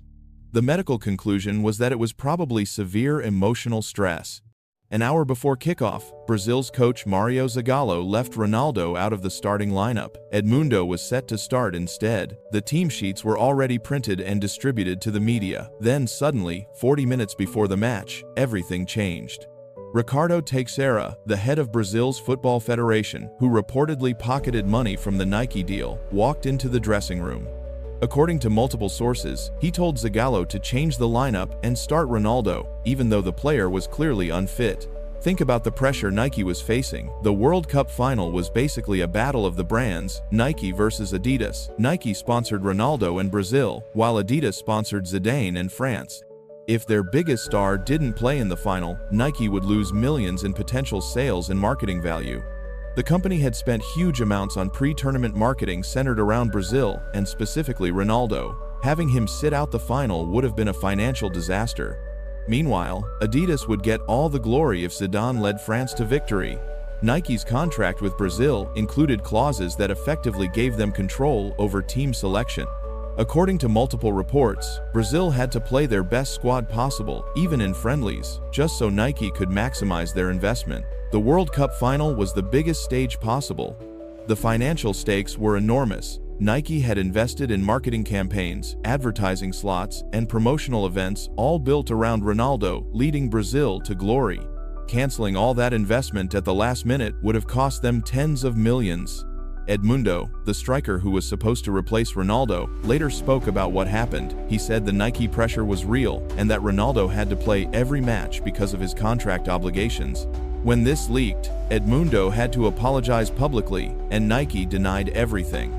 The most suspicious part is how quickly the decision got reversed. 1 hour before kickoff, Ronaldo was out. 40 minutes later, he was back in. That's not enough time for any meaningful medical evaluation or recovery. That's corporate pressure overriding medical advice. Ronaldo himself later admitted there was a clause in his Nike contract requiring him to play for Brazil at least once every 2 years, or the deal would become void. That's a smoking gun showing how much control Nike had over Brazil's team selection. The team doctor, Lidio Toledo, later admitted he was put in an impossible position. He said, "Imagine if I stopped him playing and Brazil lost. At that moment, I'd have to go and live on the North Pole." That's not medical decision-making, that's fear of corporate and political consequences. The most telling moment came right after Brazil lost the final. While his teammates were devastated, Ronaldo immediately laced up the Nike boots he was wearing around his neck and held them up for the cameras. Even in defeat, he was still promoting the brand that forced him to play. Multiple Brazilian players have since suggested something wasn't right about that final. The team looked confused and disorganized, like they didn't know who was supposed to be playing until the last minute. That's exactly what you'd expect if the lineup got changed 40 minutes before kickoff. The psychological impact on the entire team was devastating. They had spent hours worrying about their star player potentially dying. Then suddenly he was back in the team, but clearly not himself. That kind of emotional whiplash would destroy any team's preparation. Brazil launched a parliamentary inquiry into what happened, but meaningful answers were never provided. FIFA and Nike both denied any wrongdoing, and the investigation quietly disappeared. When that much money is involved, the truth tends to get buried. Congressional hearings in Brazil revealed the extent of Nike's influence over the national team. Legislators questioned why a private company had so much control over sporting decisions, but nothing meaningful came from the investigation. The human cost of this alleged corporate pressure was devastating. Ronaldo played like a shadow of himself, touching the ball only 20 times in 90 minutes. France won 3-0 easily, and Ronaldo's reputation took years to recover from that performance. Watching the match now, it's painful to see how obviously unfit Ronaldo was. He moved slowly, couldn't control the ball properly, and looked completely lost on the pitch. Any medical professional would have ruled him unfit to play. 4 years later, Ronaldo admitted he was terrified of sleeping before the 2002 World Cup final because he was scared the same thing would happen again. The trauma from 1998 nearly broke one of the greatest players ever. His roommate for the 2002 final had to stay awake with him until kickoff, playing golf and talking constantly to keep his mind off the possibility of another convulsion. That's the level of psychological damage the 1998 incident caused. Nike's response to all these allegations was predictable: total denial. They claimed Ronaldo played because he wanted to, not because they pressured him. But when you have a $100 million investment riding on one player, the pressure doesn't need to be explicit. The conspiracy makes perfect sense when you follow the money. Nike had more to lose from Ronaldo not playing than Brazil had to gain from keeping him out. In the end, corporate interests trumped player safety and sporting integrity. The precedent this set was dangerous. It showed that sponsors could effectively control national team selections if they had enough financial leverage. Players became corporate assets rather than human beings making their own decisions. This case shows how dangerous it can be when sponsors get too much control over football. Players become corporate assets rather than human beings, and their health becomes secondary to marketing concerns. The most frustrating aspect is how FIFA allowed this to happen. They knew about Nike's influence over Brazil, but did nothing to protect player welfare or sporting integrity. As long as the money kept flowing, they were happy to look the other way. Ronaldo eventually got his redemption by winning the 2002 World Cup, but the 1998 final remains a dark reminder of what happens when money matters more than the players who make football possible. The legacy of that night in Paris extends far beyond one match. It exposed how corporate sponsorship had fundamentally changed football, turning players into marketing tools rather than athletes competing for sporting glory. Ronaldo, being forced onto the pitch in 1998, showed how sponsors could control football, and in the same way, Tottenham's 2006 Lausanne-gate showed how one suspicious night of food poisoning could change a club's entire future. Tottenham's Lausanne-gate, the most convenient food poisoning ever. May 7, 2006, Tottenham Hotspur needed just 1 point from their final match against West Ham to qualify for the Champions League ahead of their bitter rivals Arsenal. It would have been their first time in Europe's top competition since 1962. Instead, they got the most suspicious case of food poisoning in football history. The theory is that someone deliberately poisoned Tottenham's pre-match meal to stop them from qualifying for the Champions League. 10 players fell ill overnight from Lausanne at their hotel, and the timing was so perfect, it's hard to believe it was just bad luck. The setup was unbelievable. Tottenham had everything in their hands going into the final day. They were 1 point ahead of Arsenal and just needed to match their result against Wigan. After years of finishing below Arsenal, Spurs were finally about to flip the script. The night before the match, Tottenham players had their pre-match meal at the London Marriott Hotel in Canary Wharf. Lasagna and spaghetti bolognese were on the menu. By midnight, players started dropping like flies with violent sickness and vomiting. Michael Carrick, Robbie Keane, Edgar Davids, Aaron Lennon, Michael Dawson, Jermaine Jenas, Timu Tainio, Lee Barnard, Radek Cerny, and Andy Reid all fell ill. That's basically the entire first-team squad getting hit by the same food poisoning on the most important night of their season. The most suspicious detail? Arsenal were staying at the Four Seasons Hotel right next door. What are the odds that Arsenal's biggest rivals would be staying literally next door when half of Tottenham's squad got mysteriously poisoned? Tottenham requested to postpone the match, but the Premier League refused. They were told that failing to play the fixture could result in point deductions, which would have ruined their Champions League hopes anyway. Manager Martin Jol had no choice but to field players who had been vomiting all night. The match was a disaster. Jermaine Jenas later revealed that players were still being sick in the dressing room toilets before kickoff. Carl Fletcher scored for West Ham after just 10 minutes, and while Jermaine Defoe managed an equalizer, the depleted Spurs team was running on empty. Think about trying to play professional football when you've been throwing up for 12 hours straight. These players could barely stand up, let alone compete at the highest level against a motivated West Ham side. By the 80th minute, Yossi Benayoun scored the winner for West Ham, while Arsenal were already 4-2 up against Wigan thanks to a Thierry Henry hat-trick. Tottenham's Champions League dream was over, and Arsenal celebrated qualifying for Europe's top competition yet again. The investigation that followed raised more questions than answers. Chairman Daniel Levy called in the police and threatened to sue the hotel chain. A sample of the Lausanne was tested, but 10 days later, the Health Protection Agency cleared the hotel of blame. Instead of food poisoning, investigators claimed it was norovirus, EVE, a viral infection. But norovirus doesn't usually hit 10 people from the same team at exactly the same time. The timing was too perfect to be natural. Jermaine Defoe later pointed the finger directly at his former club West Ham, telling 442, "I thought, something has definitely gone on here. One of the West Ham lads has done something to the food." That's a pretty serious accusation from someone who was actually there. Have you ever had food poisoning hit exactly when you needed to be at your best? The timing of this outbreak was almost mathematically impossible to be coincidental. The official verdict of norovirus did nothing to convince Tottenham fans. How does a viral infection suddenly hit exactly the players who matter most, exactly when it would cause maximum damage? Viruses don't work on football schedules. The consequences were devastating for Tottenham. They didn't qualify for the Champions League for another 4 years. Meanwhile, Arsenal used their qualification to strengthen their squad and maintain their dominance over North London. Some people argue that food poisoning happens all the time and this was just terrible luck, but when has an entire football squad ever been hit by the same illness on the night before their biggest match of the season? The hotel cleared their name officially, but that doesn't mean someone couldn't have tampered with the food after it left the kitchen. It would only take one person with access to the serving area to contaminate specific dishes. Arsenal's convenient location at the neighboring hotel made access easy if someone wanted to sabotage Tottenham's meal. Hotel security wasn't designed to prevent football espionage, especially between rival teams staying so close together. The most frustrating part for Tottenham fans is how perfectly everything aligned for Arsenal.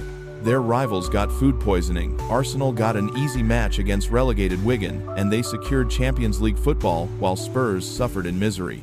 The Premier League's refusal to postpone the match shows how little they cared about player welfare. Imagine being forced to play the most important game of your career while your body is rejecting everything you try to eat or drink. Players were literally collapsing during warm-ups but still had to take the field. Jenas described it as mayhem in the hotel, with players vomiting every few minutes throughout the night. That's not how professional athletes prepare for crucial matches. The medical evidence was sketchy too. Norovirus typically spreads through close contact or contaminated surfaces, but it hit exactly the players who ate the same dish at the same time. That's more consistent with food contamination than viral spread. Multiple players later said they suspected foul play, but nobody could prove anything. In football, suspicion without evidence just becomes another conspiracy theory that gets dismissed over time. West Ham players would have known exactly where Tottenham were staying and eating. London football is a small world where everyone knows everyone else's business, especially when Champions League qualification is at stake. The financial implications were enormous. Missing out on Champions League football cost Tottenham millions in prize money, TV revenue, and sponsorship deals. Someone had serious motivation to make sure Spurs didn't qualify. Arsenal's convenient qualification helped them sign better players and maintain their status as North London's top team. They got Champions League football, while Tottenham got years of mockery about being poisoned by pasta. The investigation was limited to testing leftover food samples, but contamination could have happened through serving utensils, plates, or even someone deliberately adding something to specific portion. Food safety investigations can't catch every possible method of sabotage. 11 years later, Tottenham finally finished above Arsenal in the league for the first time since 1995.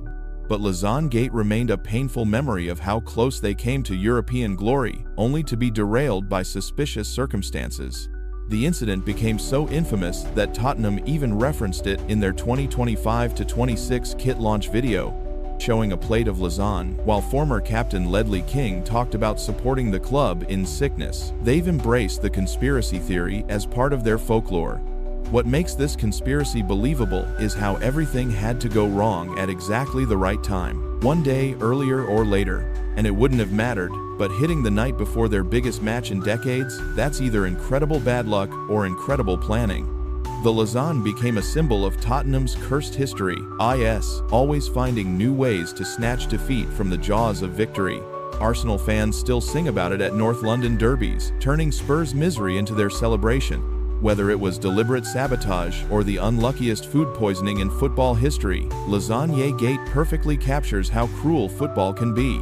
Sometimes the difference between glory and heartbreak comes down to what you eat for dinner. The truth is, we'll probably never know what really happened that night. But when 10 players from the same team get sick from the same meal on the most important day of their season, while their biggest rivals stay conveniently healthy next door, it's hard not to wonder if someone got a little too creative with the catering. Tottenham's 2006 Lausanne Gate showed how one suspicious meal could derail a whole season, and carrying on with strange patterns. The EA Sports cover curse shows how fame on a video game box seems to bring real-life injuries and setbacks. And just a reminder, don't forget to subscribe to our channel, more videos like these. The EA Sports cover curse, DAS, when video game fame becomes real-life pain. Being on the cover of an EA Sports game should be the ultimate honor. You've made it to the top of your sport, and millions of gamers around the world will see your face every time they boot up the game. But there's a dark side to this fame that players are starting to worry about. The theory is that every athlete who appears on EA Sports game covers gets hit by major setbacks right after their cover appearance. Injuries, suspensions, career disasters. Intense. The pattern has been going on for decades and shows no signs of stopping. The curse started with the Madden NFL series, where 58% of cover athletes between 2000 and 2024 struggled after appearing on the cover. Christian McCaffrey was the latest victim, getting injured just 1 month after Madden NFL 25 was released in 2024. But now, the curse seems to be spreading to football. The latest victims are Jude Bellingham and Jamal Musiala, who were announced as the joint cover stars for EA Sports FC 26. Both players are now facing months on the sidelines with serious injuries. Musiala suffered a horrific injury at the Club World Cup, fracturing his tibia and fibula after colliding with PSG's goalkeeper. He'll be out for 4 to 5 months. Meanwhile, Bellingham finally had surgery on a shoulder injury that's been bothering him since November 2023, keeping him out for up to 4 months. Think about the timing here. EA announces them as cover stars, and suddenly both players are injured for most of the season. The game launches in September, with both cover stars unable to play football. That's either terrible luck or something more sinister. The FIFA curse has been building for years. David Beckham appeared on FIFA Road to World Cup '98, then got sent off in the actual World Cup, becoming public enemy number 1 in England. Dennis Bergkamp graced FIFA '99, then missed a crucial penalty that haunted him for the rest of his career. Wayne Rooney dominated FIFA covers from 2006 to 2012, but his first appearance coincided with a metatarsal injury before the 2006 World Cup. He then got sent off against Portugal, just like Beckham 8 years earlier. The pattern was already forming. Jack Wilshere appeared on FIFA 12 after breaking into Arsenal's first team. He then missed the entire 2011-over-12 season with an ankle injury and never reached his full potential. Honestly, watching Wilshere's career fall apart after showing so much promise was heartbreaking for any football fan. Theo Walcott was on FIFA 10 and spent the season battling injuries, getting left out of England's World Cup squad. Even Lionel Messi, arguably the greatest player ever, wasn't immune. After appearing on FIFA 16, he missed a penalty in the Copa America final and temporarily retired from international football. Kaká featured on FIFA 11 just as his Real Madrid career was falling apart. Multiple knee injuries limited him to 14 league appearances. Eden Hazard was on FIFA 20, then had what he himself called the worst season of my career at Real Madrid, scoring just once. The most recent example before Bellingham and Musiala was Erling Haaland. He was the face of EA Sports FC 24, then suffered injury problems that kept him out for over 2 months during the 2024 season. You have to wonder if these players are starting to connect the dots. What makes this conspiracy theory believable is how specific the timing island. These aren't players who were already struggling. They're at the peak of their careers when they get chosen for covers. Then, immediately after the announcement, everything goes wrong. EA Sports obviously denies there's any curse, but they can't explain why so many cover athletes face setbacks. The statistical probability of this happening by chance is virtually impossible across so many different players and years. I think there's definitely something psychological going on here. Players know about the curse, fans talk about it constantly, media asks about it in interviews. That kind of mental burden could definitely affect performance and decision-making on the pitch. The pressure of being the face of a global franchise is enormous too. EA spends millions marketing these players, building campaigns around their success. When you're expected to be perfect and represent an entire sport, that weight has to mess with your head. Modern players are starting to take the curse seriously. When EA FC 26 was announced with Bellingham and Musiala, football, Twitter immediately started joking about who would get injured first. Turns out it was both of them, which is honestly pretty terrifying. The curse even extends beyond individual players. EA FC 25 featured multiple college football teams and players on covers, and fans are now tracking which programs have suffered setbacks since the game's release. It's becoming a whole industry of curse watching. Gaming companies spend millions on these cover deals, but they might be accidentally cursing the very athletes they're trying to celebrate. Players get paid huge amounts to appear on covers, but is it worth risking your career for a paycheck?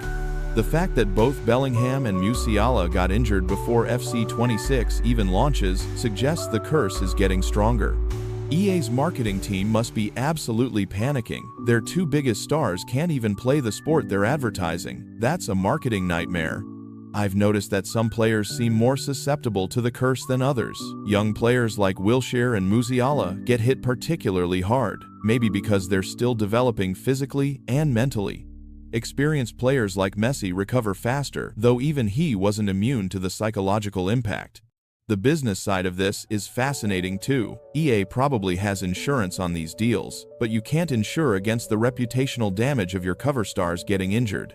Sponsors want athletes who are playing, not sitting in hospital beds.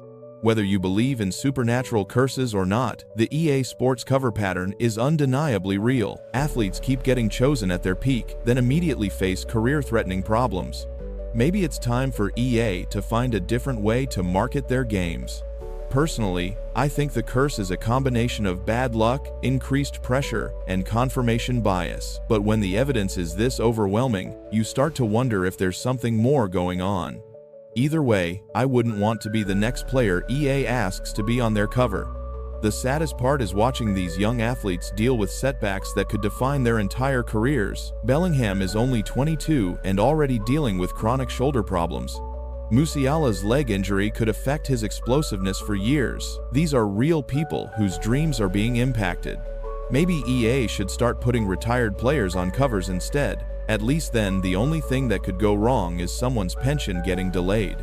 EA's cover curse proves fame can backfire on players. And next, Sepp Blatter's warming divided by cooling balls claim shows how draws can be quietly rigged. Sepp Blatter's warming divided by cooling balls theory, TST, the ultimate draw fix. Former FIFA president Sepp Blatter dropped one of the biggest bombshells in football corruption history when he casually admitted that tournament draws could be rigged using temperature. According to Blatter, balls containing team names could be heated or cooled before draws to help officials identify which teams to pick. The theory is that UEFA has been manipulating major tournament draws for years using this simple but effective method. Blatter himself witnessed it happening and decided to spill the secrets after his downfall.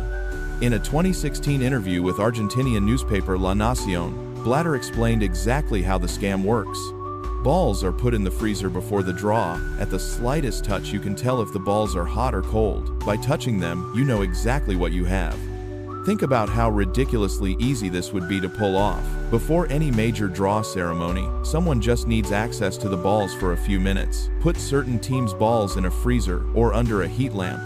During the live draw, the person pulling balls can feel the temperature difference through their fingertips. Blatter was careful to distance FIFA from any wrongdoing, claiming he only saw this happen at European competitions under UEFA's control. It doesn't happen in FIFA, but I've witnessed draws at European level where it has happened. But honestly, who's going to believe that? FIFA, the most corrupt organization in world sports, EFA, never used this trick while UEFA did? Come on. Blatter was probably just throwing UEFA under the bus while protecting his own reputation. That's classic Sepp Blatter behavior right there. The method is absolutely brilliant in its simplicity because it's completely invisible to television cameras and spectators. Everyone watching sees a normal draw ceremony with officials randomly picking balls from a bowl. But the person doing the drawing knows exactly which teams they're selecting based on temperature. This would explain so many suspicious draws over the years that left fans scratching their heads. How many times have we seen powerhouse teams mysteriously avoid each other in early rounds, while smaller nations get grouped together? How often do host countries get draws that seem too convenient to be random? I've always been suspicious of draw ceremonies anyway. They're these elaborate productions with fancy stages and celebrity presenters, but the actual drawing process takes about 5 minutes. Why all the theater unless you're trying to distract from something? Blatter specifically mentioned that only one team benefited from the practice he witnessed, suggesting the fix was designed to help a particular nation rather than manipulate entire tournaments. That's even more sinister because it means someone was playing favorites with specific countries. The timing of Blatter's revelation was suspicious too. He made these claims in 2016, right after being banned from football and facing multiple corruption charges. Was this his way of getting revenge on UEFA by exposing their secrets? Probably, but that doesn't make his claims less credible. What makes this conspiracy theory so believable is how stupidly simple the method island. You don't need complex technology or elaborate schemes. Just a freezer, some balls, and someone willing to cheat during a live ceremony watched by millions of people. The fact that Blatter admitted this publicly shows how normalized corruption had become in football's governing bodies. He talked about rigging draws like it was just another day at the office, not a massive scandal that would undermine the integrity of entire tournaments. UEFA obviously denied everything, but their credibility was already in the toilet after years of corruption scandals.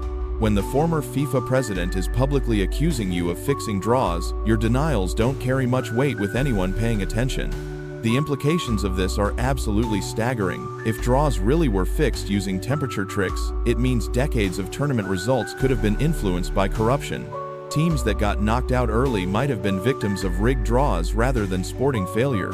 Fans have started obsessively analyzing old draw ceremonies, looking for evidence of the warming divided by cooling trick. People are watching officials' hand movements frame by frame, looking for signs they're feeling for temperature differences. The paranoia is spreading through football forums and social media like wildfire. The worst part is that even legitimate draws now look suspicious to everyone. Every time an official pauses before picking a ball or seems to hesitate, fans immediately wonder if they're feeling for the right temperature. Blatter's revelation has completely poisoned the well for all future draws. I think modern draw ceremonies try to appear more transparent with multiple officials and elaborate mixing procedures, but honestly, those measures might just be theater to hide more sophisticated manipulation methods. If they were willing to use temperature tricks, what other methods have they developed?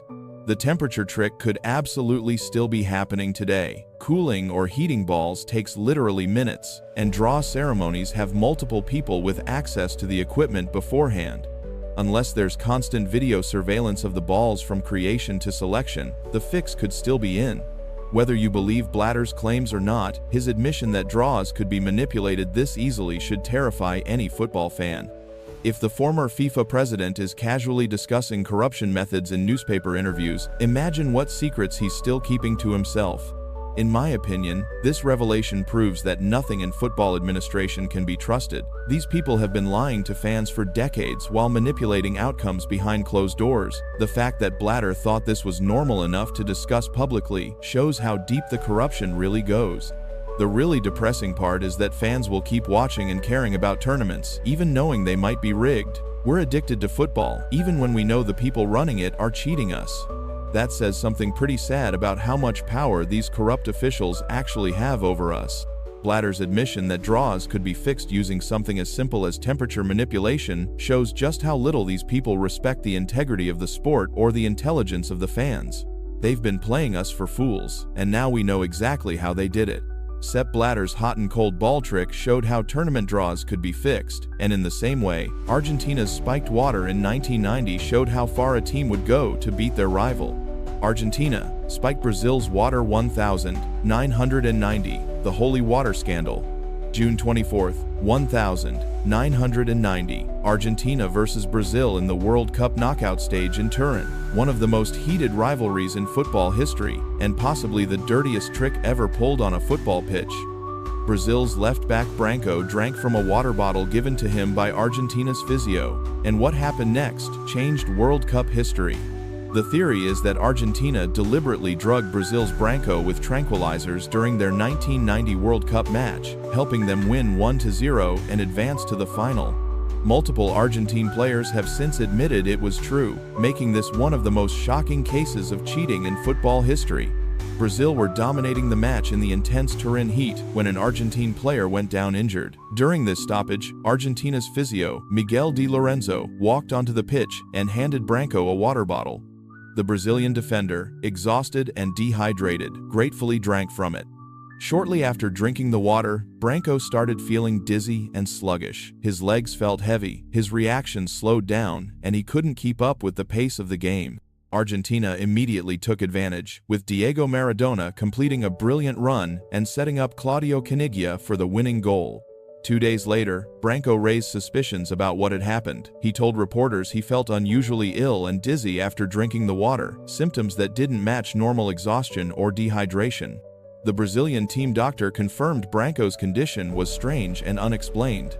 What makes this conspiracy theory absolutely credible is that multiple Argentine players have basically admitted they did it. Diego Maradona has talked about the incident countless times over the years, often with a smirk on his face. In 2004, Maradona said, "Someone put a few drops of Rohypnol into the water and complicated everything." Rohypnol is a powerful psychiatric tranquilizer that would definitely explain Branco's symptoms. The next year, Maradona added, "I don't take back anything I said, it was all true." Oscar Ruggeri, Argentina's defender in that match, has also laughed about the incident publicly. In 2017, he said, "You can't drink water from the opposing team. You can't. Take yours, idiot, not ours. What water do you think we're going to give a Brazilian?" That's basically a confession right there. Ruggeri is openly mocking Brazil for being stupid enough to drink water from their biggest rivals. He's not even trying to deny it happened. The most damning evidence came from coach Carlos Bilardo himself. When asked directly about the incident, Bilardo said, "I'm not saying it didn't happen. That's not a denial. That's someone trying not to admit guilt while basically confirming the story." This whole thing fits perfectly with Argentina's reputation for bending rules. This is the same team that gave us the Hand of God goal in 1986. Maradona literally punched the ball into the net and celebrated like it was legitimate. Drugging opponents seems like the next logical step for a team willing to cheat their way to victory. The method was brilliant in its simplicity. During medical timeouts, opposing team staff often help injured players from both sides. It's considered normal sportsmanship. Argentina exploited this tradition to deliver a spiked water bottle directly to their target. Video evidence from the match shows the incident clearly. You can see Di Lorenzo approaching Branco with the bottle, Branco drinking from it, and then his performance immediately declining afterward. The timeline matches perfectly with the allegations. What really pisses me off is how Argentina's physio Miguel Di Lorenzo has always denied everything. He claims he gave water to multiple players and there was nothing wrong with it. But the video shows something different. Other Argentine players got different bottles, while Branco got the special one. The investigation revealed interesting details about how the scam worked. Di Lorenzo prepared the bottles beforehand, adding tranquilizer drops to specific containers. During the medical timeout, he made sure Branco got exactly the right bottle while other players received clean water. Brazil launched an official investigation and even threatened to sue the Argentine Football Association. They sent a dossier to FIFA asking for preventative measures and potential punishments. But without a chemical analysis of the water bottle, proving anything was impossible. The Brazilian Football Confederation was furious when the story resurfaced in 2005. Marco Antonio Teixeira said, "This is an extremely serious matter. We will send a dossier to FIFA that has all the reports and ask them to take preventative measures." Former Brazil coach Sebastião Lazzaroni was even angrier, stating, "This isn't just gamesmanship, it's playing dirty. FIFA should punish Bilardo and the physio to make an example of them. Who can guarantee that they didn't behave like this in other games too?" That last point is crucial. If Argentina was willing to drug Brazil in a World Cup knockout match, what other dirty tricks did they use throughout the tournament? How many other opponents got spiked water bottles or faced similar cheating methods? The most frustrating part for Brazil is that this probably cost them the World Cup. They were the better team that day and were controlling the match until Branco got drugged. Argentina went on to reach the final, while Brazil went home in disgrace. This incident perfectly captures the Argentina-Brazil rivalry. These teams absolutely hate each other and will do anything to win. Drugging opponents might seem extreme, but in the context of South American football politics, it's just another weapon in the arsenal. What really bothers me is how casual the Argentines are about admitting this. They're not ashamed or apologetic, they're proud of their cleverness. Maradona and Ruggeri talk about it like it's a funny prank, rather than serious cheating that changed World Cup history. Even Bebeto, Brazil's striker in that match, got involved in the controversy years later. He claimed he was at a dinner where Di Lorenzo admitted everything. He said that he left the bottles already prepared, and by the way, he said he probably didn't do it just with us. Think about that statement. The Argentine physio apparently bragged about drugging multiple opponents. This suggests a systematic approach to cheating that went far beyond one isolated incident. The holy water scandal, as it became known, has been fuel for Brazil-Argentina hatred ever since. Brazilian fans still bring it up 30 years later. Every time these teams play, someone mentions the spiked water bottle. FIFA's response was typically useless. They refused to investigate properly or take any meaningful action. The football authorities seem more interested in protecting their image than ensuring fair play. Classic FIFA behavior, ignore corruption when it's convenient. Some people argue that Branco should have been smarter and only drunk from Brazil's own water bottles, but that's victim blaming. Players shouldn't have to worry about being drugged by opponents during international matches. The whole point of football is that it's supposed to be a fair contest. The incident also raises questions about medical protocols during matches. How easy is it for team staff to access opposing players? Should there be stricter rules about who can provide water and medical assistance during games? Modern football has implemented better security measures, partly because of incidents like this. Team staff are more carefully monitored, and players are generally more cautious about accepting help from opponents. But back in 1990, this kind of paranoia didn't exist. The psychological impact on Brazil was devastating. Knowing they lost because of cheating rather than superior football created lasting trauma for the players and fans. Some Brazilian players from that team still refuse to talk about the match. The real tragedy is that we'll never know how that World Cup might have ended differently. Brazil were a talented team that could have gone all the way. Instead, they got eliminated by cheaters who were willing to use pharmaceutical assistance to win football matches. This case proves that in high-stakes football, some teams will literally do anything to win. Fair play and sporting ethics become meaningless when World Cup glory is on the line. Argentina chose to drug their opponents rather than beat them fairly, and they got away with it. The most disturbing aspect is how this incident has been normalized over time. People talk about it like it's just another funny football story, rather than a serious case of cheating that violated every principle of fair competition. Argentina's attitude toward this scandal perfectly sums up their approach to football. Rules are suggestions, cheating is clever, and winning justifies everything. They've never apologized or shown any remorse for potentially destroying Brazil's World Cup dreams through pharmaceutical interference. Argentina's spiked water in 1990 showed how far teams would cheat, and in the same way, Gordon Banks' sudden illness in 1970 led to claims the CIA poisoned him to help Brazil win. Gordon Banks poisoning 1970 when the CIA allegedly targeted England's goalkeeper. June 14, 1970, England's World Cup quarter-final against West Germany in León, Mexico.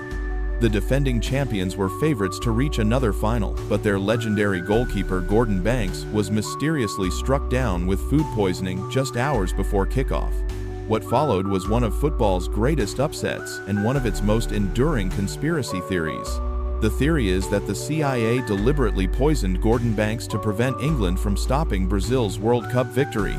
With the political situation in Brazil causing concern in Washington, American intelligence allegedly sabotaged England's chances by targeting their most crucial player. Banks had been England's rock throughout the tournament. He'd made the greatest save ever against Pelé just days earlier, proving he was at the peak of his powers. The man was practically unbeatable between the posts, and everyone knew England's chances depended heavily on his brilliance.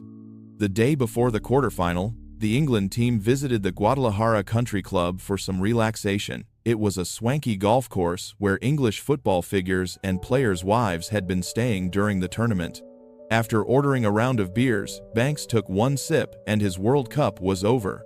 Within half an hour of drinking that beer, Banks felt violently ill. "I can't remember if the bottle I was served was opened in my presence or not," he later wrote, "but I do know that half an hour after that beer, I felt very ill indeed." What made the poisoning theory so compelling was how targeted it seemed. England's entire squad ate the same food, drank from the same supplies, and took the same protective pills to prevent stomach problems. Yet only Banks got sick, only the one player whose absence would completely derail England's World Cup campaign. Banks spent the night in agony, barely able to leave the bathroom. The team doctor found him symptom-free the next morning, but during the pre-match team meeting, Banks collapsed from dizziness and was immediately ruled out. His replacement, Peter Bonetti, had played just one game in South America and had little over an hour to prepare for the biggest match of his life. The conspiracy theory gained credibility when suspicious circumstances kept piling up. Bobby Moore had been arrested on trumped-up charges in Colombia before the tournament. Mexican fans were allowed to bang dustbins outside England's hotel all night before their crucial Brazil match, while police did nothing. England was forced to take a 5-hour bus journey to León instead of flying, then housed in a substandard motel. The smoking gun came from an unexpected source. On his way home from the World Cup, Daily Telegraph correspondent Bob Oxby stopped in Washington to visit his cousin, Senator Stuart Symington. The senator told him that the CIA had been behind Banks's food poisoning, designed to remove the only team considered capable of stopping Brazil. Why would America want Brazil to win? The political situation in Brazil had been causing serious concern in Washington. The military government was facing internal pressure, and a World Cup victory would provide massive propaganda value and stability for the regime. England winning would deny Brazil this crucial boost. The method was perfect. Banks was the obvious target because England's entire defensive system was built around his extraordinary shot-stopping ability. Remove him, and you've crippled the team without anyone suspecting foul play. Food poisoning happens all the time in Mexico, right? What happened on the pitch proved how devastating Banks' absence was. England dominated the first hour and were cruising at 2-0 up. Then, Franz Beckenbauer hit a speculative shot that should have been routine for any decent goalkeeper. Bonetti let it slip under his body, and the entire match changed in that moment. That first goal were a Weetabix goal, an unnamed England player told reporters afterward, and the second wasn't all that much, but you've got to feel sorry for Peter. If he'd had a lot of the ball early on, he might have sorted it out, but there was hardly anything to do before Beckenbauer stuck that one in. Germany equalized 6 minutes later through Uwe Seeler's freak backward header, then won it in extra time through Gerd Müller. England's defense of their World Cup was over, and Brazil went on to lift the trophy in spectacular fashion, exactly as the CIA allegedly planned. Alf Ramsey was devastated by the loss of his goalkeeper. After the match, veteran Daily Mirror correspondent Ken Jones found the England manager drinking champagne with travel arrangements, Chief Cyril Broderick, who was drunk and standing under a shower in his tracksuit. When Jones walked in, Ramsey looked at him and said, "It had to be him. Of all the players to lose, it had to be him." The conspiracy theory was supported by other England players who couldn't understand how only Banks got sick. "Somebody got at him," said striker Peter Osgood. "We all did everything together as far as food and drink was concerned. We all ate the same things. We were all on salt tablets and various other pills to protect your stomach, which is why it was so hard to understand." Banks himself later admitted he was suspicious about the circumstances. The fact that his beer bottle might not have been opened in his presence suggested someone could have tampered with it beforehand. In a crowded club with multiple staff members, slipping something into one specific bottle would have been relatively easy. The timing was too perfect to be coincidental. England had just beaten Czechoslovakia to reach the quarterfinals and were building momentum for another World Cup triumph. Banks was in the form of his life after his legendary save against Pelé, taking him out at that exact moment, maximum damage to England's chances. Brazil's eventual victory provided exactly the propaganda boost the military government needed. The images of a euphoric nation celebrating their third World Cup win became some of the most iconic in football history, cementing the regime's popularity and distracting from political problems at home.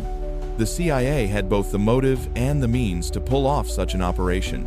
During the Cold War, American intelligence services regularly interfered in South American politics, and ensuring a stable, friendly government in Brazil would have been a strategic priority. Whether you believe the conspiracy theory or not, one thing is certain: Gordon Banks' mysterious illness changed the course of football history. England's golden generation was denied their moment of glory. Brazil became the first nation to win 3 World Cups, and one of the game's greatest goalkeepers was reduced to a helpless spectator during his team's most important match. Banks never got over the disappointment. He always wondered why he was the only one who got sick when the entire squad shared the same food and drinks. The answer might lie not in Mexican hygiene standards, but in the shadowy world of Cold War espionage, where even football matches became battlegrounds for global influence. Gordon Banks' sudden illness in 1970 showed how politics could shape football, and moving forward, Abramovich's Chelsea takeover in 2003 raised fears the club was used as a tool for Russian power and money. Chelsea's Roman Abramovich intelligence connections. When Roman Abramovich bought Chelsea in 2003, most people thought it was just another rich guy's expensive toy. But leaked government documents reveal something much more sinister. Chelsea wasn't just a football club, it was allegedly a front for Russian intelligence operations and money laundering on a massive scale.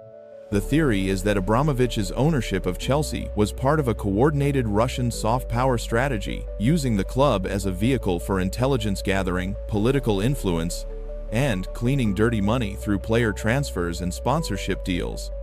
A leaked 2019 Home Office document exposed the truth about Abramovich's real purpose in owning Chelsea. The report stated he remains of interest to HMG due to his links to the Russian state and his public association with corrupt activity and practices. The document went even further. revealing that Abramovich admitting in court proceedings that he paid for political influence. This wasn't speculation, this was the British government's intelligence services confirming that Chelsea's owner was actively buying political power in the UK. Think about what Abramovich achieved through Chelsea. He gained access to the highest levels of British society, including politicians, business leaders, and even members of the royal family. Premier League owners get invited to exclusive events, government meetings, and social gatherings where state secrets could be overheard. The timing of his Chelsea purchase was suspicious. In 2003, Putin was consolidating power and expanding Russian influence globally. Buying the most high-profile football club in London gave Russia a permanent foothold in British culture and politics. Chelsea's transfer policy under Abramovich became a perfect money laundering operation. The club spent over $2 billion on player transfers during his ownership, often paying inflated prices that made no sporting sense. Where was all this money really going? Player transfers are ideal for washing dirty money because valuations are subjective and largely unregulated. You can pay $100 million for a player worth $50 million, and the extra $50 million disappears into agents, intermediaries, and offshore accounts. Nobody questions football transfer fees because they're always ridiculous anyway. The Russian connection went deeper than just Abramovich. Multiple Chelsea sponsors had ties to Russian state enterprises or oligarchs close to Putin. These sponsorship deals created additional channels for moving money and establishing business relationships with British companies. Chelsea's global reach gave Russian intelligence unprecedented access to information networks. The club has offices, scouts, and partnerships in dozens of countries. That's a ready-made intelligence gathering operation disguised as football business. The leaked document revealed that the British government knew about these connections for years but did nothing. They allowed Abramovich to operate freely in the UK, despite clear evidence of his ties to Russian state activities and corrupt practices. Honestly, this is what makes me most angry about the whole situation. British intelligence knew exactly what was happening but chose to look the other way because Chelsea was successful and brought prestige to English football. Money and entertainment trumped national security concerns. When Abramovich's visa application was withdrawn in 2018, it wasn't because he lost interest in living in Britain. Intelligence services had finally gathered enough evidence about his activities that continuing to grant him easy access became politically impossible. The government's response to the 2022 sanctions revealed how deep the intelligence connections ran. They didn't just freeze Abramovich's personal assets, they placed Chelsea under a special license because the club itself was considered part of his Russian state-linked operation. Chelsea's commercial partnerships created perfect cover for intelligence activities. Sponsorship meetings, player negotiations, and business deals provided legitimate reasons for Russian operatives to travel to London and meet with British contacts. The club's academy and scouting networks gave Russian intelligence access to young people and their families across Europe and beyond.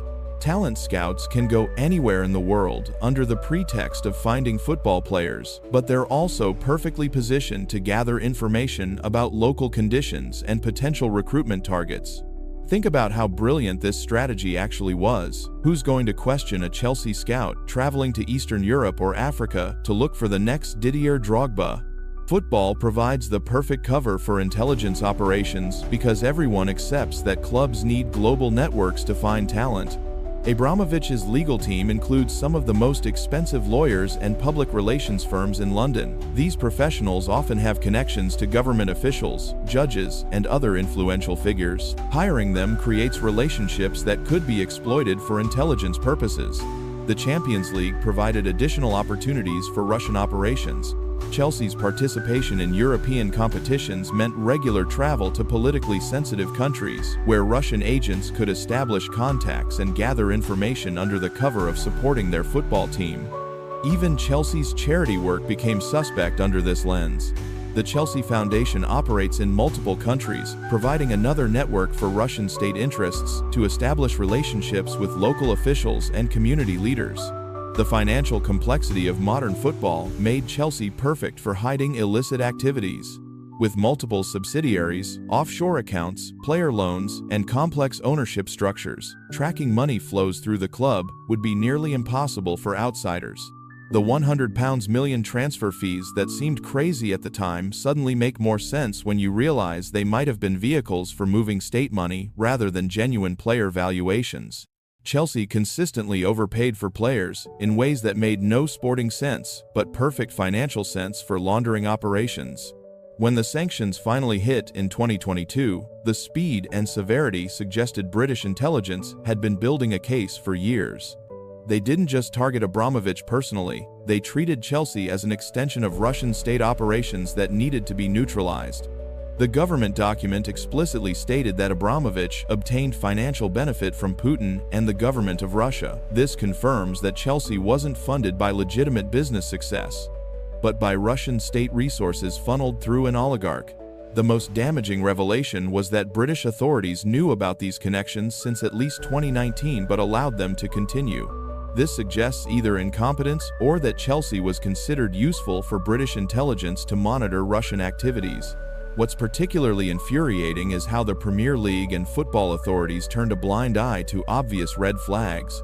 When someone with no previous interest in football suddenly buys a club and starts spending unlimited amounts of money, maybe that should trigger some questions about where the funding is coming from. The timing of various Chelsea signings now looks incredibly suspicious when viewed through this intelligence lens.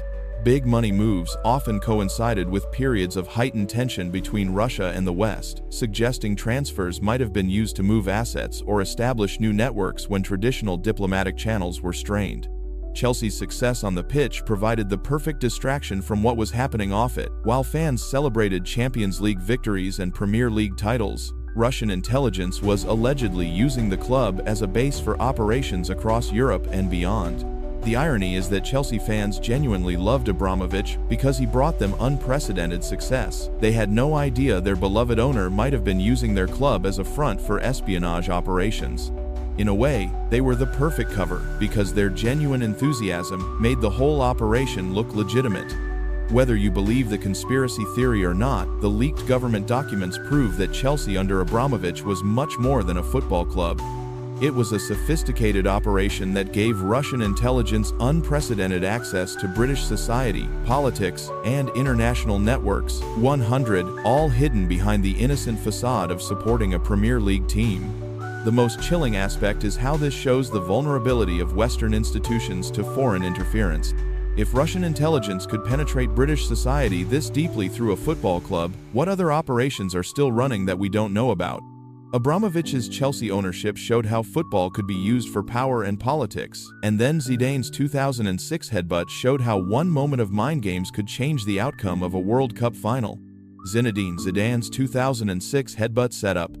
July 9, 2006, World Cup Final. Zidane was about to retire as a legend. Instead, he headbutted Marco Materazzi and walked off in disgrace. But what if that wasn't an accident?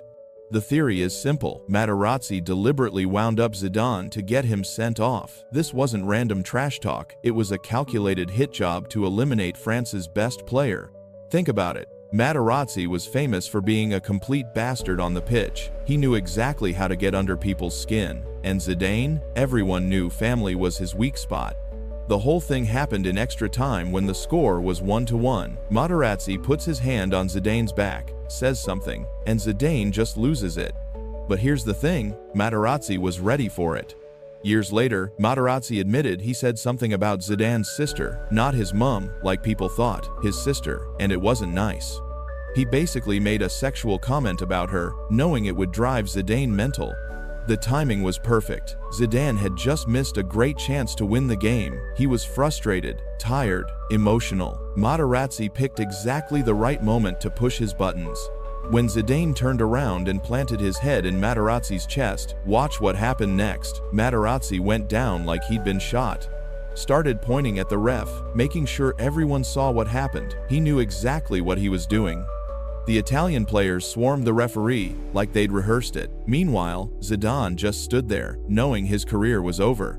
Here's the crazy part, the ref didn't even see it happen. He had to be told through his earpiece what went down. It took 2 minutes before Zidane got the red card. With Zidane gone, France were screwed. Their best player, their penalty taker, their leader, all gone because of some nasty words. Italy won the shootout. And guess who scored one of the penalties? Materazzi himself. This whole thing screams setup. Materazzi knew exactly what to say and when to say it. He got the reaction he wanted, milked it perfectly, and helped win Italy the World Cup. The worst part? Zidane's amazing tournament got completely overshadowed. He'd been incredible throughout the whole World Cup, carrying France to the final almost by himself. One moment of rage and it all got forgotten. Italian football has always been about winning any way possible. Getting your opponent's star player sent off through mind games? That's not dirty, Sassis, that's genius. Some people say Zidane should have been stronger mentally, but honestly, if someone says disgusting things about your family, football doesn't matter anymore. You're going to react. Materazzi later said he'd never insult someone's mother because his own mum died when he was young, but somehow, sister was fair game? That shows he'd thought about this stuff before. The French players were livid but couldn't prove anything. Materazzi controlled the whole narrative because he was the victim who got headbutted. What really gives it away is how Italy reacted afterward. No criticism of Materazzi for starting trouble, no apology for unsporting behavior. They treated him like a hero who made a tactical sacrifice.